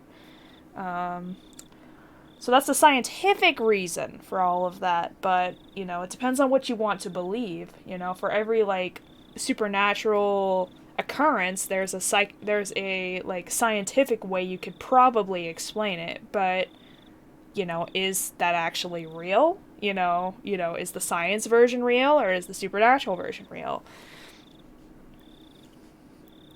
I don't know. It's a good question. I got tired of reading such small print and lay down on the floor on my back. The true identity of the Curse of Oyashiro-Sama is homesickness? Mio-san believed my story and she let me read the scrapbooks. That's why I expected to find something interesting. But what it's saying is that the answer is all in homesickness, which many doctors told me so many times at counseling. I'm a little upset. The word homesickness can't explain the extraordinary experience I had. I saw Oyashiro-sama come down to me from the bright light in the bathroom. I saw the dusky red nasty maggots come out of my blood vessels. This scrapbook doesn't explain any of that. I don't understand how Mio-san was going to explain the cloud of maggots. Maybe she didn't have any explanation of that to begin with. Was it just a delusion? I flipped through one of those other scrapbooks Mio-san let me borrow, looking for an explanation of the maggots I saw. Then I found it. It had the exact title I was looking for. About maggots and the Curse of Oyashiro-Sama. In the Meiji era, a group of villagers were on their way back to Hinamizawa, and they started discussing a rumor about a weird disease. They said that maggots started crawling out of the wounds of a person who left Hinamizawa, and that the maggots ate the person's body from the inside. Blech. The Shinto priest at the Furude shrine at the time explained that the weird disease was a sign of the Curse of Oyashiro-Sama. According to tradition, the Shinto priest showed the villagers an ancient scroll. He told them the story of the maggots had been all passed down through the ages. This is what the scroll said. The world where the demons came from must be interpreted as the land of death, and the demons in that land of death had to live their lives while being eaten by maggots. The villagers who are of the demon's blood had nothing to worry about as long as they lived in Hinamizawa under the protection of Oyashiro-sama. And once they left Hinamizawa, abandoning that protection, the maggots that had been sleeping in the blood of the demons would start to awaken, and they'd eat their bodies from the inside out. This maggot disease scared the villagers for a while, and they asked the shrine to provide them with protective talismans whenever they had to leave the village on business. This is interesting, as it's similar to the way homesickness was dealt with by the Swiss in the Middle Ages. After the war started, the delusion of the maggot disease faded away, but there remained a custom to send talismans to families that lived away from Hinamizawa. Talismans had the word maggot on them.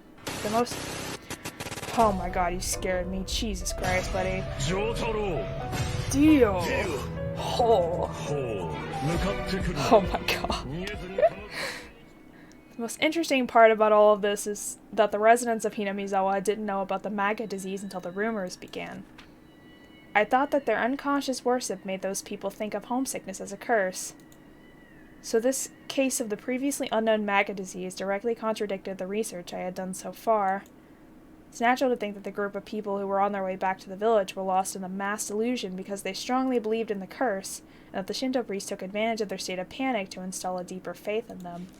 But I'm not fully convinced that it was merely a coincidence that this mass delusion matched with the story in the old picture scroll.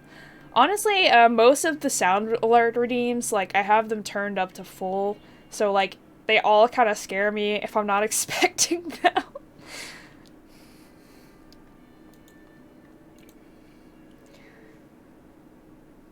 I wonder if it's possible to see maggots in a wound without having the prerequisite knowledge that a person is cursed by Oyashiro-sama. I wish Oyashiro-sama would put his curse on someone I could study. I'd love to see those maggots coming out of someone. Ugh! The frick! I felt as if Mio-san was here and making that request of me. I remember, when she gave me the scrapbook, she said that I might be the only one who could understand them. I felt good just for a moment, because I found out that the maggots weren't a delusion. But at the same time, it destroyed my excuse that it was a delusion. The maggots weren't a delusion, they were there. All of a sudden, my wrists, elbows, inner thighs, and neck started itching. I felt the urge to cut open a blood vessel, but I quietly held it down. I remember that Mio-san looked very serious when I talked about the maggots. She must have thought it was creepy. But so did I. While I was crying because nobody believed me, part of me didn't want to believe that my body was filled with those creepy things. I think part of me wanted to believe that it was a delusion, but now I know it wasn't. Or was it? It wasn't a delusion. There are some people who had the same experience. Maggots in the demon's blood will awaken when you lose the protection of Oyashiro-sama. In other words, they may not awaken under the protection of Oyashiro-sama, but all the villagers still have the maggots in them without knowing it.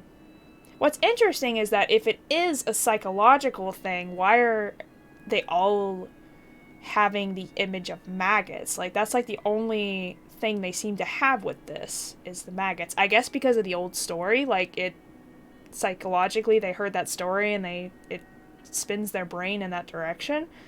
But I don't know. In other words, they may not awaken under the protection of Oyashiro-Sama, but all the villagers still have the maggots in them without knowing it. People with the demon's blood are people who have the creepy maggots in their bodies. I keep calling them magnets. I tried not to jump to conclusions and flipped the pages again. I also really hate the word maggots. I just think it's a disgusting word. I unconsciously looked for something related to maggots, and I've read it like 600 times in this chapter. About parasites and control of the host. The maggot disease made me think about something. It is possible to say that the extremely strange hope sickness of Hinamizawa was an infectious disease caused by some kind of parasite. I'm not trying to connect the maggots they saw with parasites. I'm trying to think about the possibility that their culture, their religion, might be associated with an infectious disease. Many infectious diseases are caused unintentionally by parasites. A parasite's host is literally its home. It wants to live within the host's body for as long as it can. The best way to do that is to coexist with the host without the host knowing it. But some parasites try to control their hosts and use them for prosperity. For example, some parasites have the ability to control their host. This actually reminds me a lot of some of the memos you pick up in Resident Evil 4, like about the different parasites that turn them into those, zombie, not zombie, like, creatures. Ability to control their host in order to force them to be eaten by a superior host. That's exactly what they were talking about in those memos, so I am thinking of this correctly. Because in those memos, Lewis said that the parasite would sink inside of a, like a small animal or something, the first thing it can find, stay alive, and then it automatically puts itself on a spot where it can be eaten by a bigger predator, so that way it can make itself home to, something that can live longer, so that way it can stay alive longer and flourish. It's like its survival instinct. For example, some parasites have an ability to control their host in order to force them to be eaten by a superior host. That's biology right there. A typical example is oh god. This is exactly one of the ones. Yep, all these memos are coming back! I've read about this! This is a thing! So Resident Evil 4 used actual scientific facts. Because this is something that's come up again, so in another game. So it has to be scientifically true, otherwise their information would not be correct twice in a row. Like, two completely different games have nothing to do with each other, came out at completely different times. Yeah. And a typical example is the Dicrocoelium dendriticum. It uses snails or ants as intermediate hosts, and it forces them to move to the upper side of vegetation so that it's easier for a superior host to consume it. One parasite that controls more complicated animals is called Toxoplasma Gondii. It uses mice as intermediate hosts, with the superior host being cats. This parasite makes a mouse lose its fear of cats in order to increase its chance of getting eaten, so that the parasite can live within a cat instead. There are parasites that choose hosts at random. The Rabies Virus is commonly known for that. It lives and breeds in the brain of a host, and it moves on to the host's saliva through the salivary glands. It makes the host extremely aggressive in order to make it bite things randomly so that it can in turn can move into the other host through the saliva. I didn't know that was like a parasitic infection. That's interesting.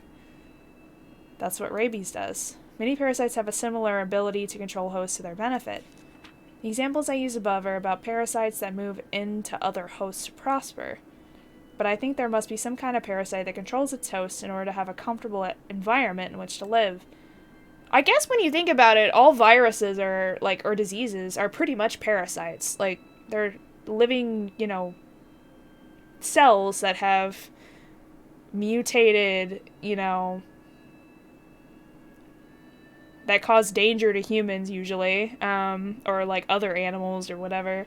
And inevitably they keep, becoming stronger and stronger and mutating to different effects so that way they don't die as they're it's like they're homing, their survival instinct. That's what I was trying to get at. Their survival instinct. I want to try to connect this theory to the abnormal homing ability and homesickness of the Onagafuchi residents. Let's say that there's some kind of parasite that exists in Hinamizawa, and it lives within all of the villagers' bodies. For the parasite, Hinamizawa is the most comfortable environment to live in, so it gives the host a strong homing ability in order to make them stay in Hinamizawa. like this is a stretch. Furthermore, it causes the host to get homesick whenever they ignore this homing ability and try to leave. Parasites need hosts in which to live. It's convenient for them if their hosts build a community in the environment where it feels comfortable. This theory makes it easier for me to explain the mysteries I described earlier. The Transcendents of Onigafuchi knew about the existence of this parasite. They knew this, as hosts to the parasites, they couldn't live outside the village. That's why they created a culture and rules that prohibited contact with the outside world. It also explains why people act so abnormal during the dam conflict. So the demons that came out of the swamp in the legend of Oyashiro-Sama can be interpreted as the mass spread of the parasite. The story about the demons attacking the villagers must be a metaphor for the behavior of the infected villagers who were controlled by the parasite. Yeah, see, that doesn't make sense to me because they all would have had to have been infected.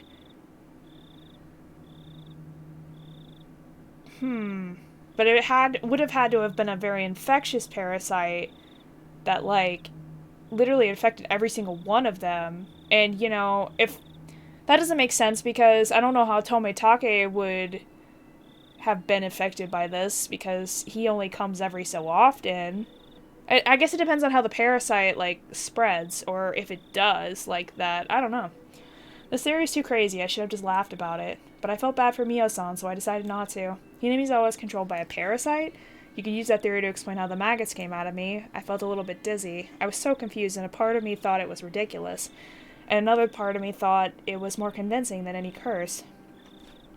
I will give her props. She is sincerely thinking about every single option and every single theory, like, and she is documenting them all, trying to find the real answer.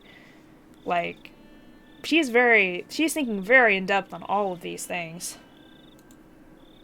So I do give her props for that, for thinking about all kinds of different options and theories.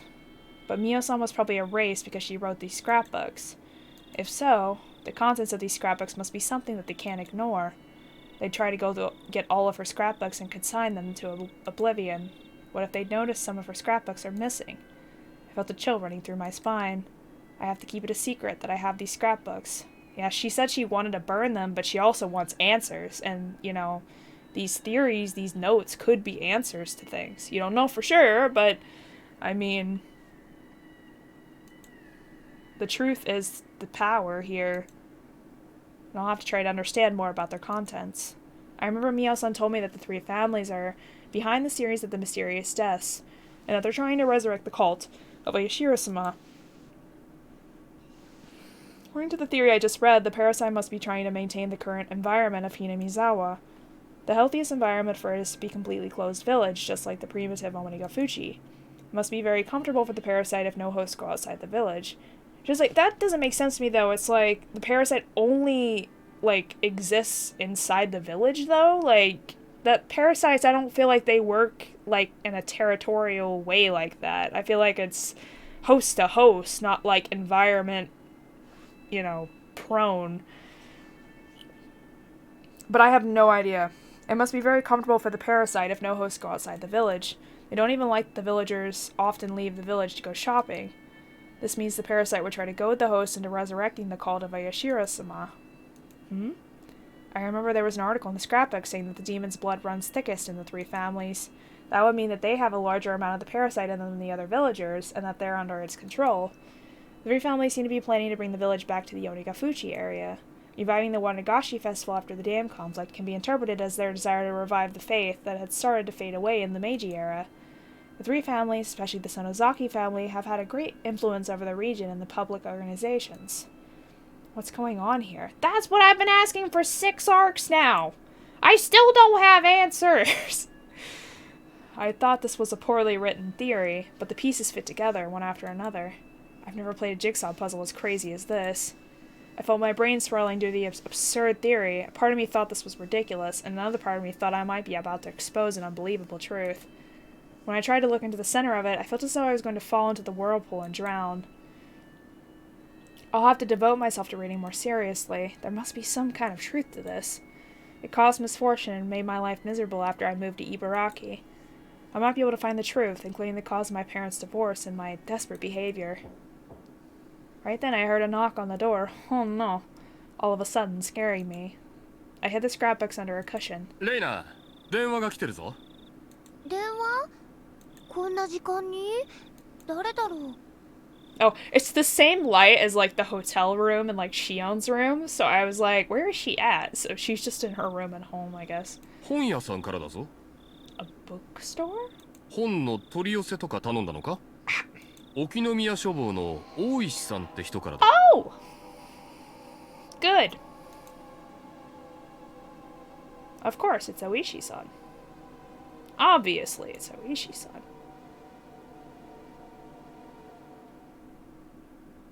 He is smart like that.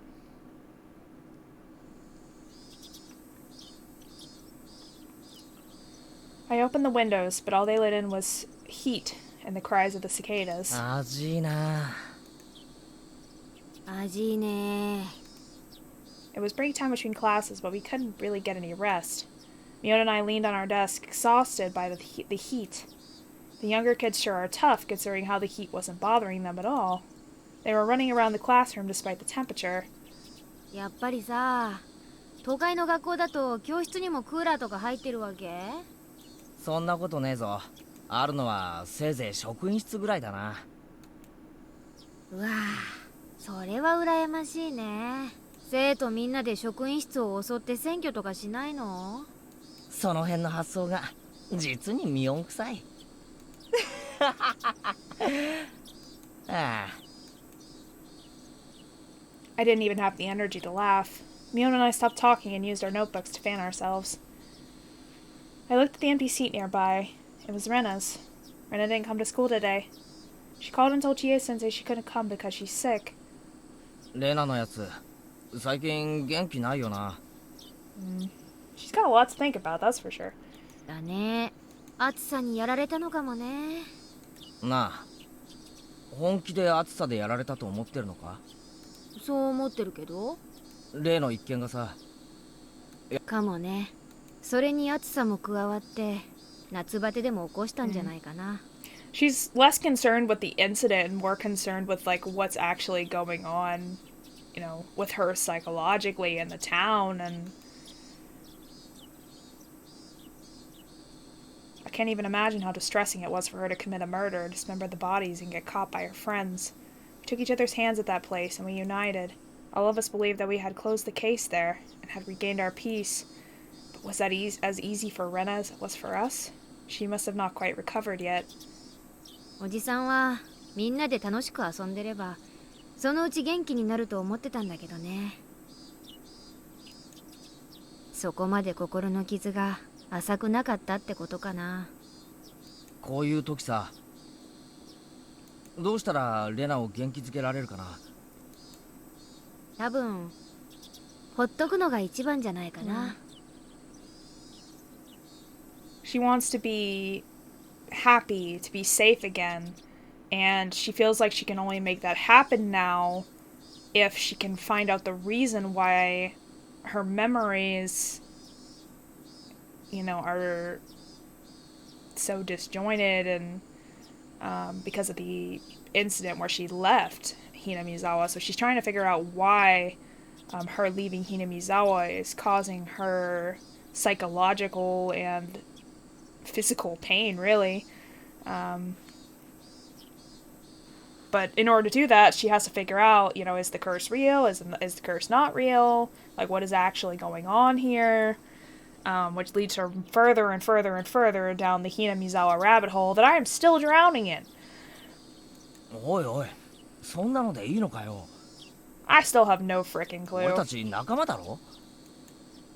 ほら、ホームシックってあるじゃない？ The frick did you just say? あれもね、ちょっと寂しいからって言って実家に電話なんかかけちゃうと We were just 一 talking 気に about 発症しちゃうらしい homesickness. よ。 The frick do you know, girl? 寂しい時はぐっと耐えて、例えばスポーツにでも打ち込んで気分転換を図るのが一番なんだってさ。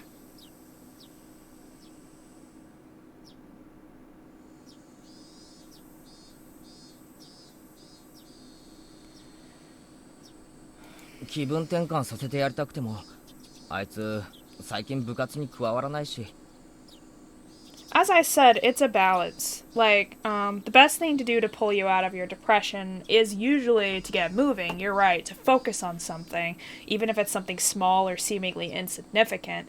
And trying to find something you're passionate about is the best way to motivate yourself. But sometimes you're so depressed, you can't even think or do any of those things. Like, your body, your energy is literally zero. You have absolutely no energy. You can't do it.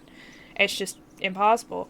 And it's something you know, you have to struggle with the like, that for a little while. Usually I do, anyways. Like, when I deal with depression, I usually will be in that little, like, pit.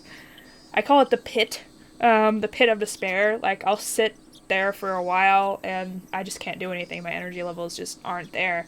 But then eventually, like, I'll find I have the energy, oh, hey, I can get out of bed. You know, I can brush my teeth. I can drink my water. I can take my medication. I can eat, like, a piece of toast or something small even if I don't feel like eating much, you know. And it's the small things that I'll end up building up to the big things, which would be like, oh, hey, I feel like if I, you know, play this game for a while, I can forget about some of this stuff.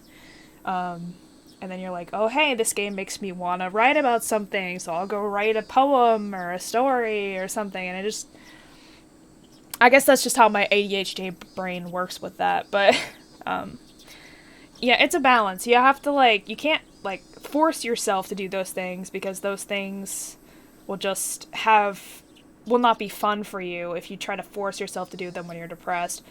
But, a lot of times you do have to, like, focus on something that you're really passionate about or you really like, to get yourself out of that pit, to, like, you know, bring your interest levels back, in some respect. But there's balance, you have to find it, and it's hard. Every single instance is different. But yeah, that's my explanation. 人には甘えたい欲ってのがあるんだよ。そばに支えてくれる人や同情してくれる人がいると甘えたくなる欲、慰めてくれる人が現れるとさ、際限なく甘えちゃうことってない？ Yeah, I can say that I have. When I was really, really sick, at the end of 2020, I was heavily dependent on my mom, because I was dealing with so many long-haul symptoms, and I was constantly in pain, and I just didn't want to be alone. Like, every time she left the house, I was, like, terrified. I was like, what if something happens? What if this takes a turn for the worst? Like, what if I can't drive myself? Like, what, you know, like, I kept going through all these, like, thoughts, and I was so dependent on her all the time. And it took me, like, probably over a year to stop being that way. I was even sleeping in her bed for a while, because I was just so dependent, and I was so scared something was going to happen. Like, and now I've gotten to the point where I'm, like, a lot healthier, and I've been going to work and driving on my own, and, like, I'm, you know, doing things for myself, and I feel like I'm a lot more, like, in control of myself and not dependent on others as much. But at the time, I was extremely, extremely dependent on her. And I know I've been dependent on other people as well for different things. But yeah, it's crazy. It does happen. And the more depressed and, like, in that pit you are, the more dependent it feels like you become on certain people, you know?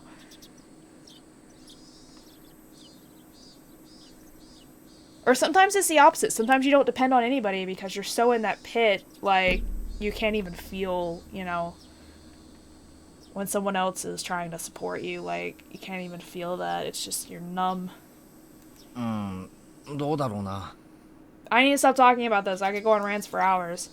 際限なく甘えるってことは、相手の同情をより深く得ようとするってこと。But it's, I think mental health is important, and I think it's something more people should talk about, though, at the same time. そうすると、ケイちゃんは慰めてるつもりなのに、相手はどんどん落ち込んでいっちゃうことがあるんだよね。And I do like how this game can continually like goes through the psychological parts of things, like why these characters end up becoming as crazy as they do. Like they don't just wake up one day and they're like, "Oh, I'm freaking nuts. I'm gonna stab my friends." Like there's a long ass process from point A to like, "Oh, they're happy human being," to I just killed my best friend over here at point B. Like there's a huge like sequence of events and thoughts and feelings that goes all the way through there, and maybe I don't quite understand it, but I mean I can like see, you know, that character went through a lot, and that their thought process and emotional and mental like struggles led them to that point, you know. 慰められて甘えられる。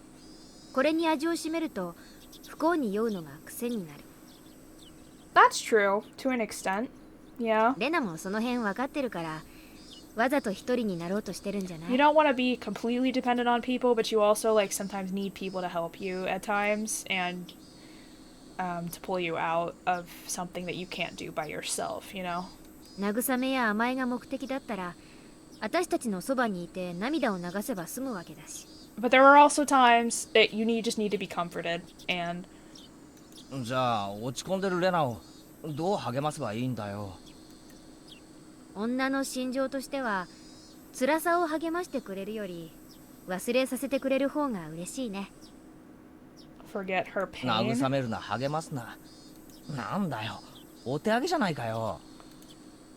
慰めるな励ますなは心理カウンセラーの鉄則だって知ってる？結局心の傷ってのは自分で治すようにできてる。I think I somewhat agree with that. Ultimately, you have to be the one to make those steps to make yourself better. But I think there's a lot of things that can help you with that process, which is where like the medication and, you know, psychiatrists and psychologists and counselors come in, you know, to help you process those things, because a lot of times we can't process it on our own, and it's okay to have help. 周りの人が治したとしてもそれは本当の完治じゃない。 But ultimately, you have to take the final steps yourself. You're right. だからレナが自分で元気になるのを私たちは見守るしかないんだよ、きっと。理屈じゃ理解できるが、なんだか薄情な気がして好きになれねえな。I clasped my hands behind the back of my head, looking at the ceiling. Leon laughed. それだけレナのことを心配してくれるケイちゃんが身近にいるならレナは大丈夫だよ。立ち直れるよ。近くにいるだけでか？うさんくさいな。圭一にだってできることがありますですよ。Rika-chan spoke up. I wonder how long she'd be listening to our 俺に conversation. もできることがあるのか？レナが話したいと思った時や打ち明けたいと思った時に静かに聞いてあげることなのです。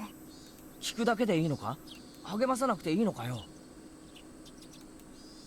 ケイちゃん、打ち明けるだけで心が軽くなるもんだよ。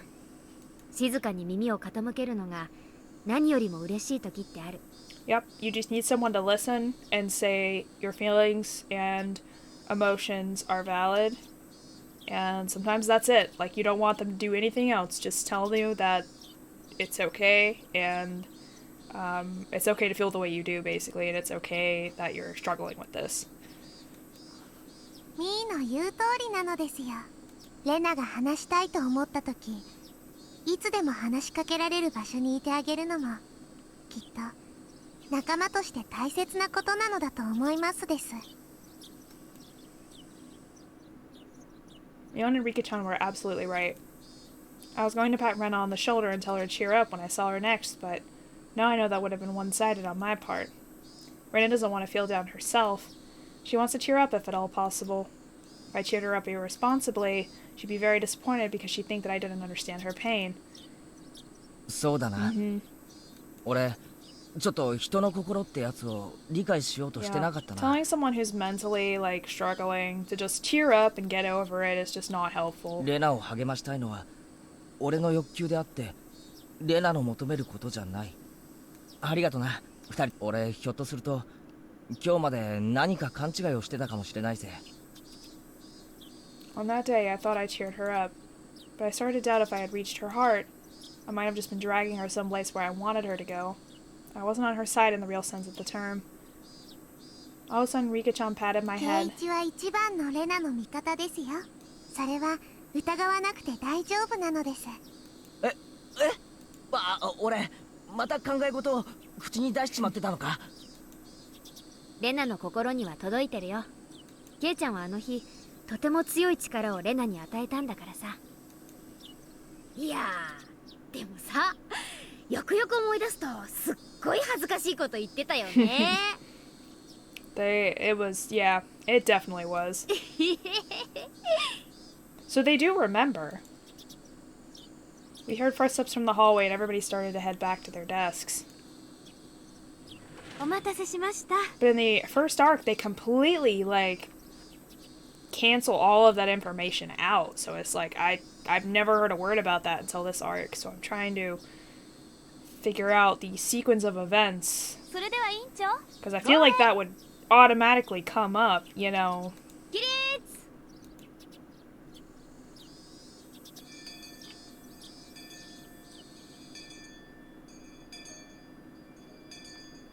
We didn't have a club meeting that day because Rena wasn't around. That worked out for me. Or maybe they're just showing you the events that happened in between that they didn't show you in the first arc. I guess that's what's happening because there's, there are certain parts that won't come up unless you see that other scene, I guess that's what I'm trying to pick apart, and it's kind of confusing me. That worked out for me because I had an errand to run. It wasn't a big errand. My mom wanted me to use her point card to get some detergent. I didn't see the point of going all the way to the store just to get detergent, but my mom told me to go because she's busy helping my dad with his work. I started walking towards the shopping center. I noticed someone was watching me, hiding behind a distant tree.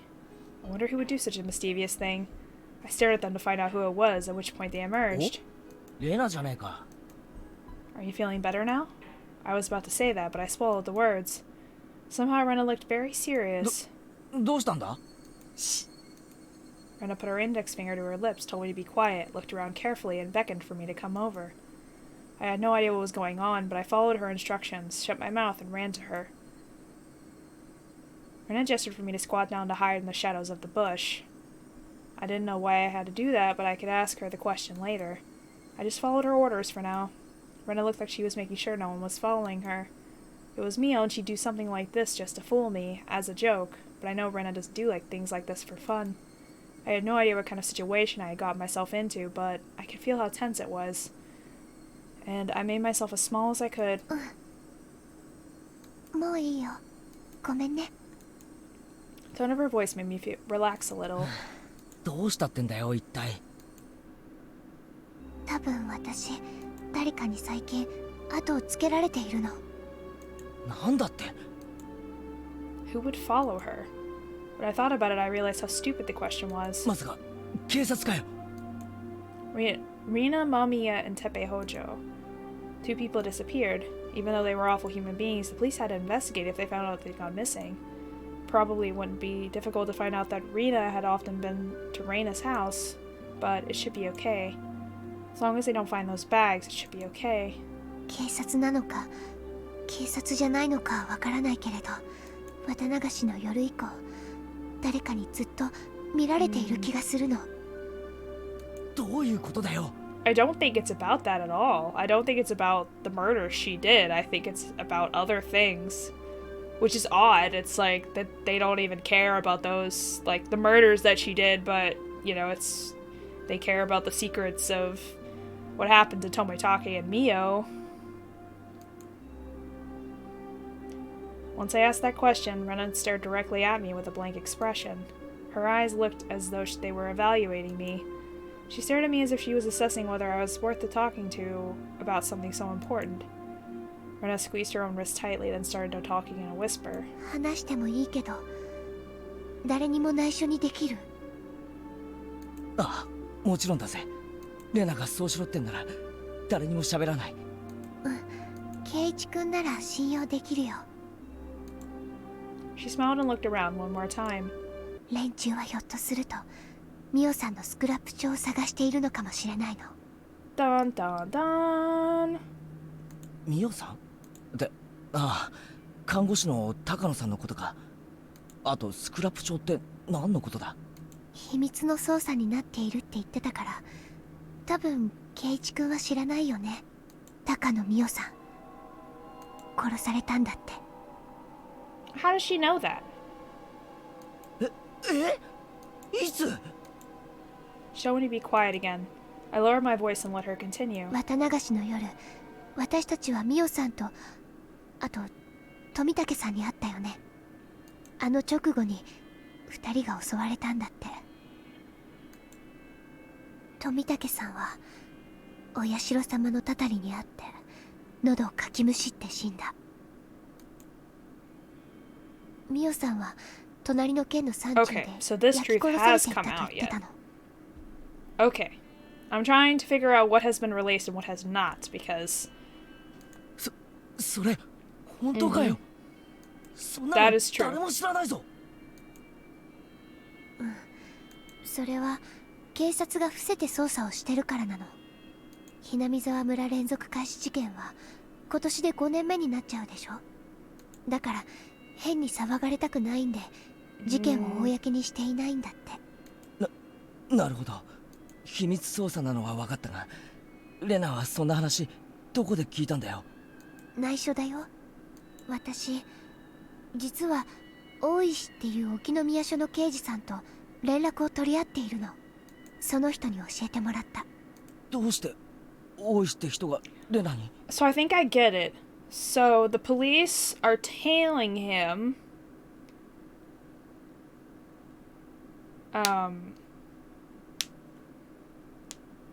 The police are tailing Rena, and then they see Rena talking to Keiichi, and then they're gonna go after Keiichi's gonna go after Keiichi, who knows Rena, start asking him all those questions like he did in the car, and then Keiichi's gonna start having his doubts about his friends, and then it's gonna be what happened in the first arc where he doubted everybody, and then, you know, it ended up another tragedy. They all end up in tragedies, but like さあ、ちょっとそこはわからない。 I think that's what this is leading to. 彼が言うには私なら信用できそうだからって言うんだけどね。 I was dumbfounded to hear all this, but I knew she wasn't lying. If it was Mio, she'd be sticking her tongue out by now, but Rena would make a joke out of something like this. ミオさんが殺された理由は多分彼女の研究のせいだと思うの。ミオさんがこの村の歴史とか民族学とかそういうのを熱心に調べてたってのは知っている？なんとなくは聞いたことある。Takano-san was interested in the occult and in mysterious things. I remembered Mion once told me that she was studying the village legends of man-eating demons out of curiosity. 彼女は多 That sounds like her. 分その研究の中でこの村に関するある重要な秘密を知ってしまったの。あるいは彼女はそんなにも確信には踏み入ってなかったのかもしれないけど、そうは思われなかったんだろうね。ちょっと待て。この村の秘密ってなんだよ。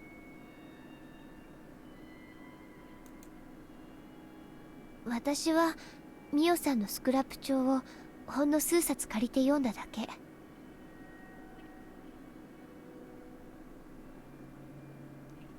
でも彼女が特に大事にしていた秘蔵の数冊だからかなり重要なことが記してあったと思う。だから多分ミオさんが至ろうとしていたことに8割方ぐらいは近づいていると思うの。でもあまりに突拍子もなくて私にはまだ信じられない。ミオさんの想像が正しいかどうか検証してる段階なの。で、何なんだ？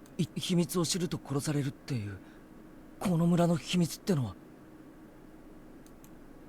I gasped a moment those words left my mouth. Rena told me I might get killed too. 圭一君にはまだ全部話したくない。 She wants to figure it out for herself. 確証が持てたら話すね。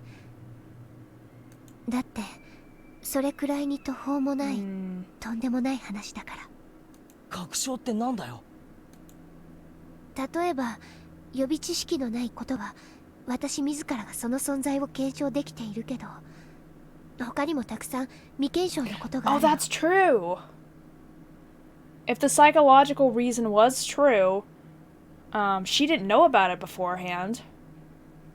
Like the whole maggot disease thing. So how would she psychologically have known about, like, think that way automatically, like the other people in the village, when she didn't know about it previously? That's interesting. I didn't think about that till just now. それらを埋めていかないと私ですらにわかには信じられない。 Maggots? I was totally lost now. I wanted to ask her some questions, but I decided not to cut in.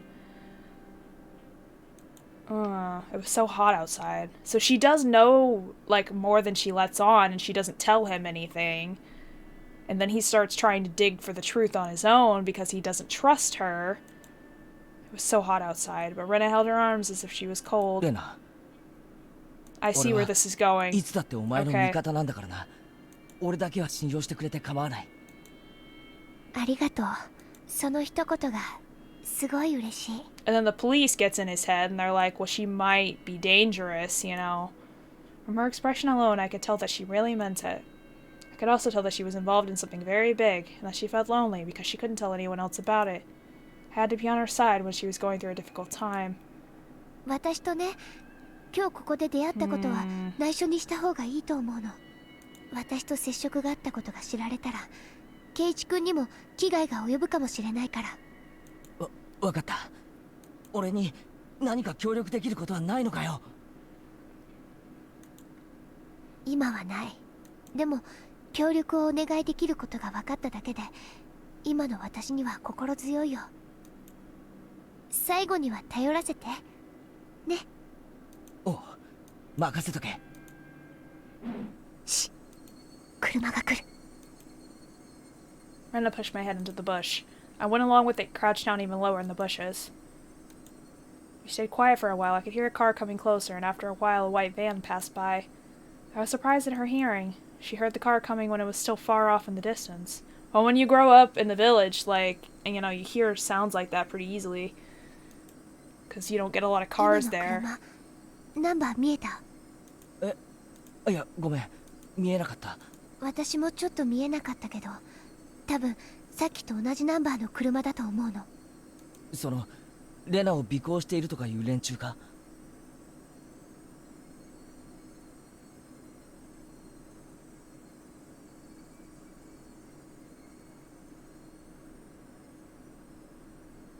Aww. I mean, I got like 2 people, but that's really sweet that they did a VTuber recommended. Aww. Or I guess streamer, VTuber, whatever. That's sweet.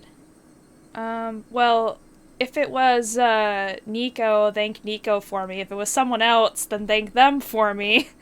I really appreciate the support and the recommendation.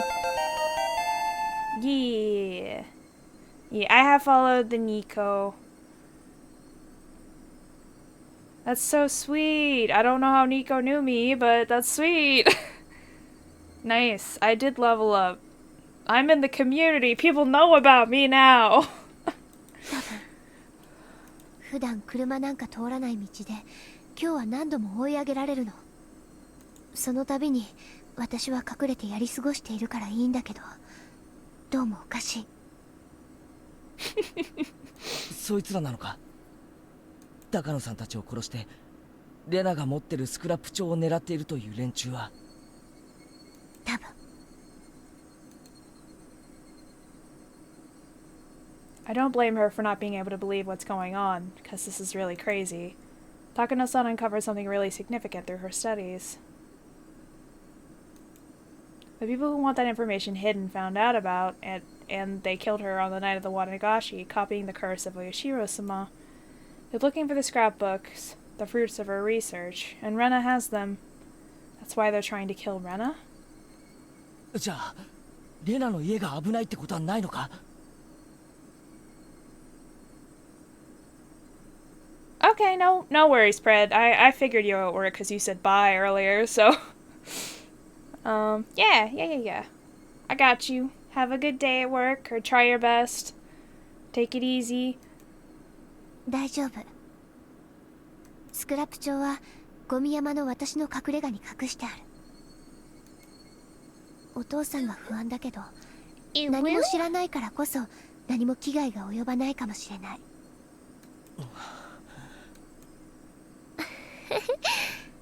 圭一君が言わなくても顔に書いてあるよ。Oh, this look of what the fuck is going on? Yeah, it's written all over my face right now. Absolutely. 突拍子もない話でとても信じられないでしょ。I wanted to deny it, but I felt bad to lie. I remained silent in the affirmative. それが当然の反応。私だってミオさんのスクラップ帳を読み始めた最初はなんだこりゃって思って全然信じられなかったもの。全てに目を通してようやく何かの筋が見えてきたんだもん。すまん。もちろんレナの味方になりたいのは本心だ。でも話が全然見えないんでどう助けてやればいいかわかんないんだ。話せば圭一君の身にも危険が降りかかるよ。レナにはすでに降りかかってるんだろ。ならおあいこだぜ。気にするな。わかった。話す。多分ミオさんたちを殺したのはひなみ沢御三家。もっとはっきり言ってしまえばみーちゃんの家である園崎本家。 So she thinks. どうして？圭一君も過去の連続開始事件は知ってるよね。ああ、ダム戦争の時の村の旧敵ばかりが毎年犠牲になっていくっていうあれだろ。この連続開始事件はダム戦争の生産のようなものなの。村の裏切り者を片付けることによって本当の意味でダム戦争を終わらせようとする。確かにそう見えないことはないよな。誰もがはっきりと口にはしないがうすうすと園崎家の仕業だと疑ってるみたいな話は聞いたことあるぜ。 What the whole second arc was like. でも裏切り者を制裁するなら別に綿流しの場にこだわらなくてもいいんじゃない？毎年たたりで一人鬼隠しで一人なんてスローペースで殺す必要はない。そうでしょ？ I've never heard the words demoning away before, but Rena clearly thought they have some kind of a creepy, significant meaning, so I decided not to cut in. つまりこれらの連続開始事件は綿流しの祭りに神聖性を取り戻そうとする意志があるの。もっと踏み込んで言うと明治以降に失われた鬼ヶ淵村の神聖性を取り戻すための段階的イベント。彼らは最終的には太古の昔にそうだったような原理的なお社様信仰を復活させることを目的としている。お社様信仰、古出神社のことか。そう、古出神社って崇められていると思う？お年寄りの人は敬っているけどそれだけだよね。子供たちは境内を遊び場くらいにしか思ってないし、ほとんどの村人たちも地域の集会所くらいにしか思っていない。その神聖性は失われている。それがダム戦争をきっかけに蘇ったの。彼らはそれをお社様信仰を復活させるいい機会だと捉えた。ってことはつまり That's an お interesting 社様信 theory. 仰の信者たちが裏で暗躍しているってことか。そういうこと。そもそもお社様信仰は御三家によって管理されていた。だから御三家には現代にも脈々とお社様信仰を復活させなければならないという至上目的が受け継がれているの。それを思えば御三家がダム戦争中に村を一丸にまとめたり、廃れかけていたお社様を引き合いに出し古出神社にわざわざ同盟事務所を設けた理由も透けて見えてくる。じゃあひなみ沢村連続開始事件ってのは、いやお社様を信仰する盲信的な集団の仕業なら待てよ。どうして高野さんが殺されなきゃならないんだ？それは御三家が鬼ヶ淵村と呼ばれた太古からずっと隠してきたこの村のある重大な秘密に関係があるの。それを暴かれるとお社様という神の神聖性が失われる。だから彼らはミオさんの研究が確信に近づいたことを知り消したの。その重大な秘密ってのは何なんだ？それを知ると俺も狙われるってんだろうけど、上等だぜ。だからそれはまだ言いたくない。私自身が10割の確証を得るまで、多分今ここで話しても圭一君は耐えきれなくなって笑い出してしまうに違いないもの。おいおい、俺がそんな奴に見えるかよ。もう少し時間が欲しいの。あまりの事実に私ですら受け入れきれていないの。だからもう少し時間を欲しいの。お願い。わかった。今日ここで話したことは誰にも喋っちゃダメだよ。みーちゃんとリカちゃん、もちろんさとこちゃんにもダメ。わかったよ。じゃあ圭一君はもう行って。私はもう少し辺りを伺ってから行く。用心に過ぎるということはないからね。Rena ducked low in the bushes and moved away. I was left alone there. The cries of the cicadas surrounding around me making it seem as if I was alone there the whole time. I started walking, still dumbfounded. In the end, Rena didn't tell me the secret because she was afraid of putting me in danger. But she told me clearly that there are people who want to resurrect the cult of Oyashiro-Sama, that they're among the 3 families that control the entire village. They orchestrated the series of mysterious deaths for that purpose, and they killed Takano-san because she got too close to the secret they wanted to hide. Rena met Takano-san and happened to obtain the scrapbooks in which Takano-san wrote about her research. Rena still can't believe the secret written in the scrapbooks because it's just too crazy. Hey, come on, Rena. You're kidding me, right? It's like one of these comic book stories. A mysterious occult group is plotting a conspiracy? I mean, it's not funny even if it is a joke. But Rena is right about one thing. Even if this is true, it's really hard to believe. I understand why Rena wanted to wait to tell me the secret. Maybe she was just fooled by Takano-san, but Takano-san was murdered for real. So it is also true that someone is following Rena looking for the scrapbooks. I remember Rena said that a white van was following her. Oh yeah, and the white van almost ran over Keiichi. I remember that. You could see white vans anywhere, but there are a lot in this village alone. She might just be oversensitive to everything right now. Rena hasn't recovered from the shock since that day. It's probably why she got the idea into her head that the police or something else is coming after her. I didn't cut in while she was talking. I think I did the right thing. If I had said that it was ridiculous or something to her face, Rena wouldn't have trusted me ever again. At that point, however, I gasped. The white van was parked on the other side of the street. I wasn't sure if this was the same car that passed by earlier since I didn't see the plate number. But the number of the people in the car and the ambience of it was similar to the one earlier. What visual novels have I played? Quite a bit, actually. I've been stuck in this one for a while. I have been playing Flowers, which is a Yuri VN, Alcana, which is a romance-ish sports kind of VN. The Letter, I still haven't finished that one yet, but I've been playing that one, which is a horror one. I know there's more. I've played Danganronpa, which is like half exploration, half visual novel. Dream Daddy. I've played, let me see. Let me go through the whole list.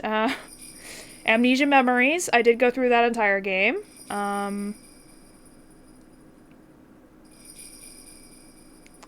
Sorry about the chimes in the background while I go through and remember.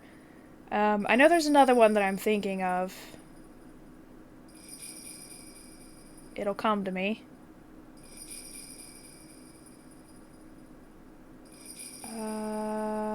It'll come to me. I'm scrolling through my Doki Doki. I've played Doki Doki Literature Club and the Plus.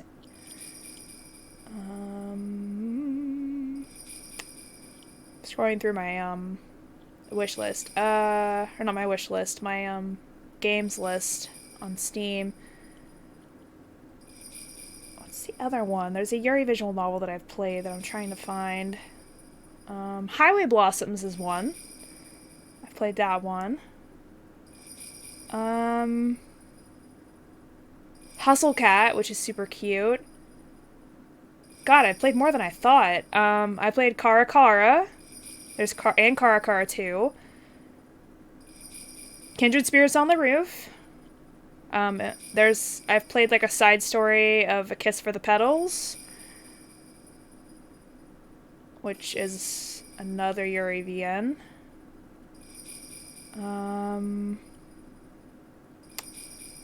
Continues to scroll. There's probably more. Nekopara. I played like all the Nekopara games.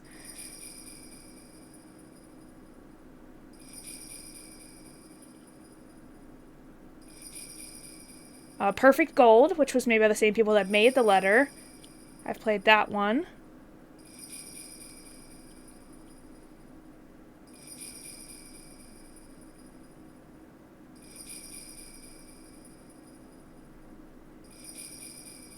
There's one, The Sad Story of Emmeline Burns, which is a short free one. There's one, I'm trying to think of what it's called. It has to do with, like, the forest, and it's a Yuri VN, and there's a girl and her friend. I'm trying to think of it. I've read Sounds of Her Love, which is a short, free one.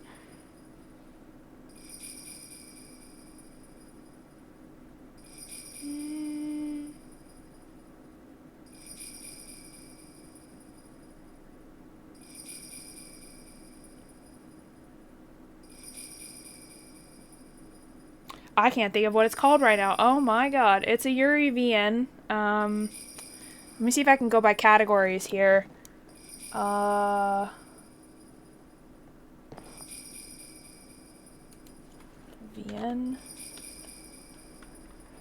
Let's see. See if I can't find it. One Bit Heart, Eris. I won't consider that one VN, but I guess.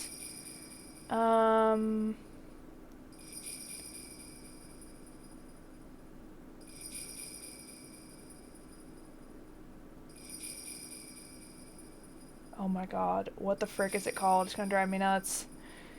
A Hand in the Darkness, that's a Shonen I one that I played.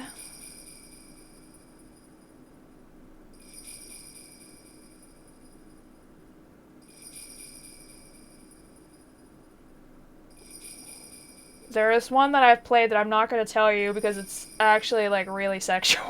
But I'm not going to say.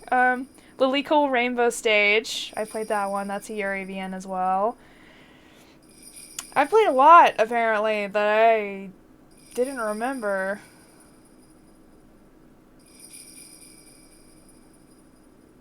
Oh my god, what the frick is it called? It's going to drive me nuts. I'm going to have to find it.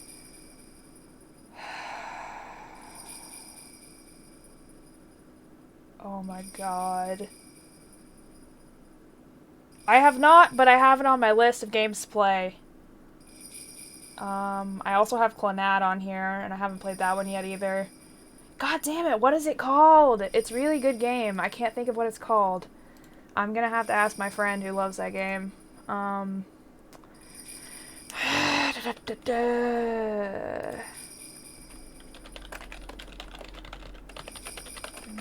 of the Yuri and you really like.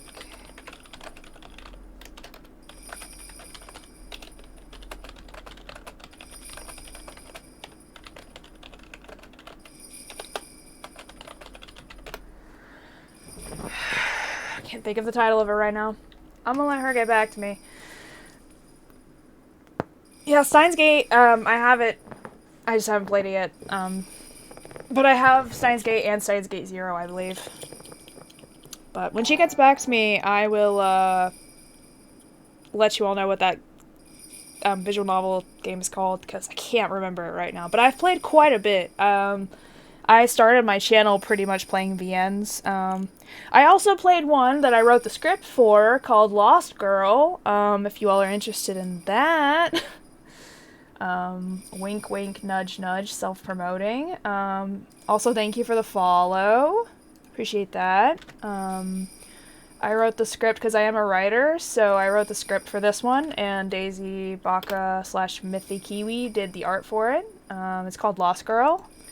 It is a very short, like 2-3 hour Yuri VN that we worked on together. So if you're interested in that, there's the link. But yeah, I've played quite a bit. I pretty much started my channel playing visual novels, but I've played all kinds of shit on here. But I like to consider myself the VN VTuber because it's stories and I'm a witchy wolf that likes to write. So anyways, I'm gonna get back to the game so I can get over this chime ringing bell that's happening in the background. But the number of people in the car and the ambience of it was similar to the one earlier. And there's one other thing that looked suspicious about it. There was no reason to park here. It was on a small road in the middle of the woods. There's nothing around here. No traffic lights, no vending machines, and no public phones. I probably wouldn't notice it under ordinary circumstances, but I felt something was wrong. And once I noticed how odd it was definitely suspicious. There were 4 men in work uniforms in the white van.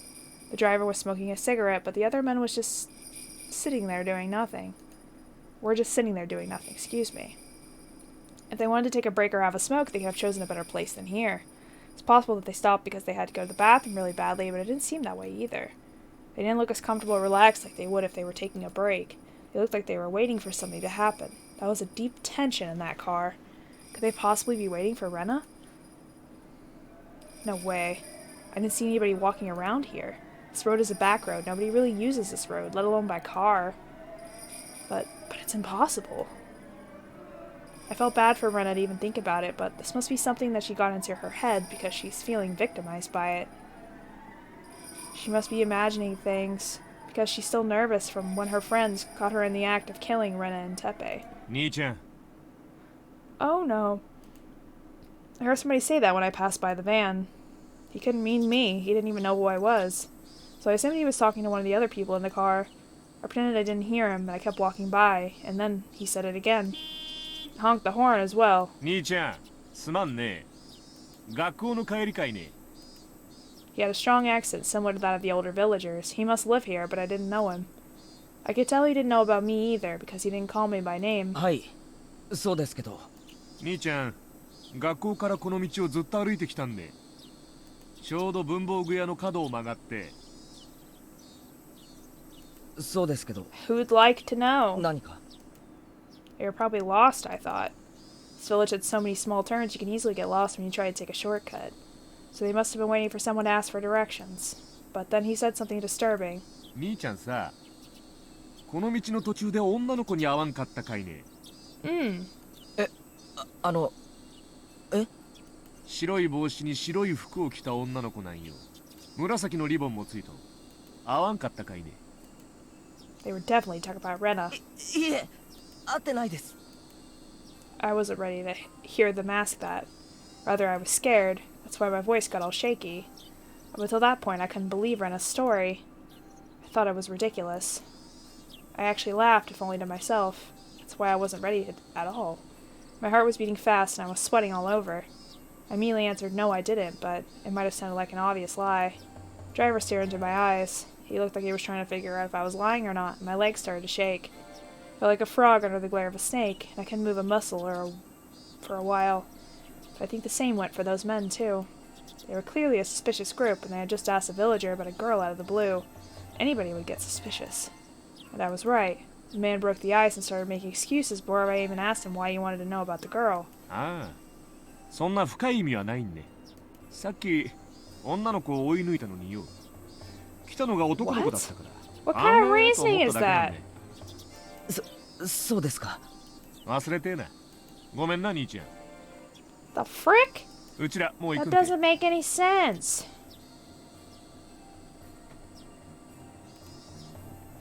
Yes! Oh my god, she got back to me. It's called Heart of the Woods. I could not think for the life of me what it was called. I know I still have it in my list of games here.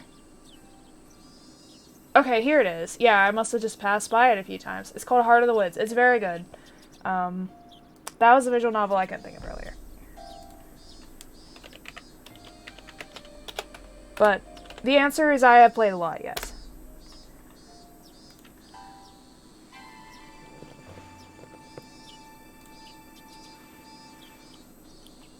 The man started the engine and drove away. Also, I'm not sure if I said thank you for following, but thank you for following Infinity Inn. I appreciate that. After they left, I saw nothing. That's right, nothing. There was no reason why they had to park here. So, were they really waiting for Rena? Don't be suspicious. Don't be suspicious. Everything is freaking suspicious right now. Oh my lord. Oh my lord. Is that the end? Okay. Oh boy, here we go. More talks about psychological things and then a lunch menu. Furthermore, it's important that we closely monitor her father. Yeah. Oh, there it goes. Since he has also suffered mental shock from the divorce, and he has been trying hard to take care of the patient, there's a strong possibility that he may develop an induced delusional disorder. As the first step of mental care, one should listen to the patient's story carefully without denying it. That's the most basic of basics. However, when the patient and the listener are related, it's easy for the listener to become deeply influenced by the patient's delusions. Additionally, delusional parasitosis is widely known to make people highly impressionable, and the influence sometimes can spread throughout a whole community. Therefore, even if several people claim to acquire a parasitic infection, it doesn't necessarily prove the existence of a parasite. Some of the phone calls to the healthcare centers for the extermination of pests are nothing but a mass delusion. Since the subject matter of the delusion in this case is extremely rabid, patients might harm or even kill each other in abnormal ways, believing this to be the treatment for the disease. They might also give up hope and commit suicide together in the worst case. This influential delusional disorder, otherwise known as a shared psychotic disorder, shows a particularly strong possibility of influencing close companions. Anyone who is going to contact the patients must be able to understand that the patients are under medical treatment and must be warned not to be influenced by the patient's delusions. As Keiichi is going to be. Individuals who are likely to be easily influenced are the patient's family members, people who deeply care about the patient, such as boyfriends or girlfriends.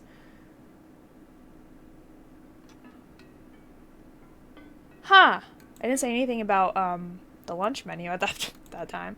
Or I'm assuming something like that happened. Interesting.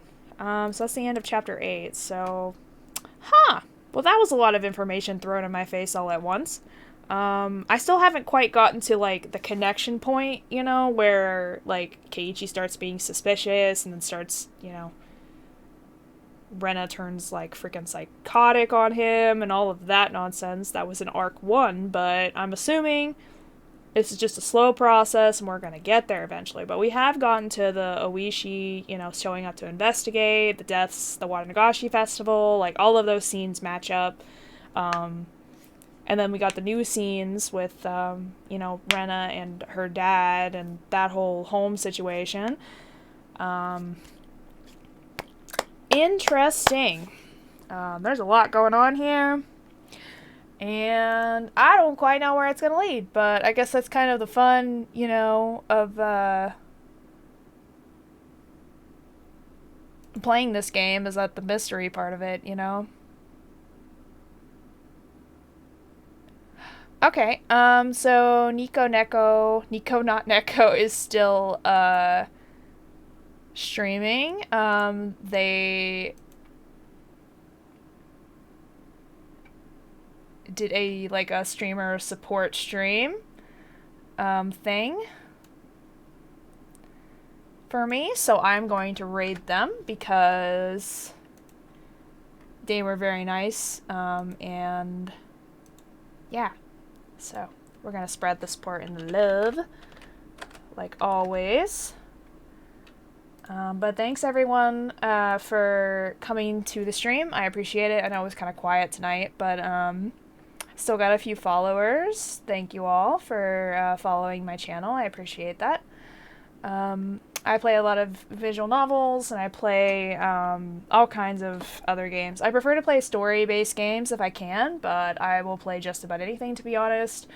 I will be playing, let me see. I will be playing Phantasy Star on Saturday, question mark?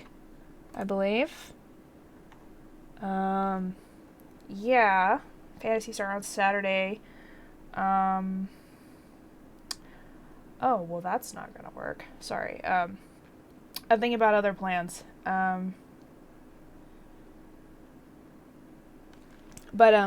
I will be streaming Phantasy Star on Saturday, and then next week I will probably be going back to like all my visual novels until I can get them all done. I have a lot of them that I need to finish, including Higurashi. Higurashi will always be on Thursdays unless I have something going on Thursdays and I have to cancel or move it around. But I will be playing this sometime next week for absolute certainty. I will also be playing Alcana, and I will be playing, most likely I will be playing Flowers. I'm still on the first volume of that.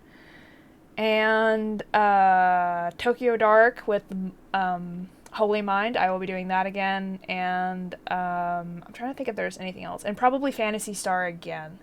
So all the games that I've like started playing but haven't finished, I'm trying to like bust those out so I can like, you know, work on new series and move on, because there's a lot of other games that I have that I really, really want to play, but I want to finish these first because I hate starting something and not finishing it. It's like against my religion. So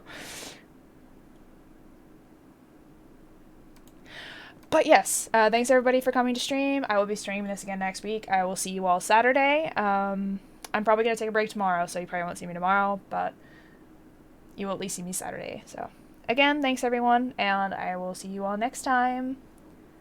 Bye!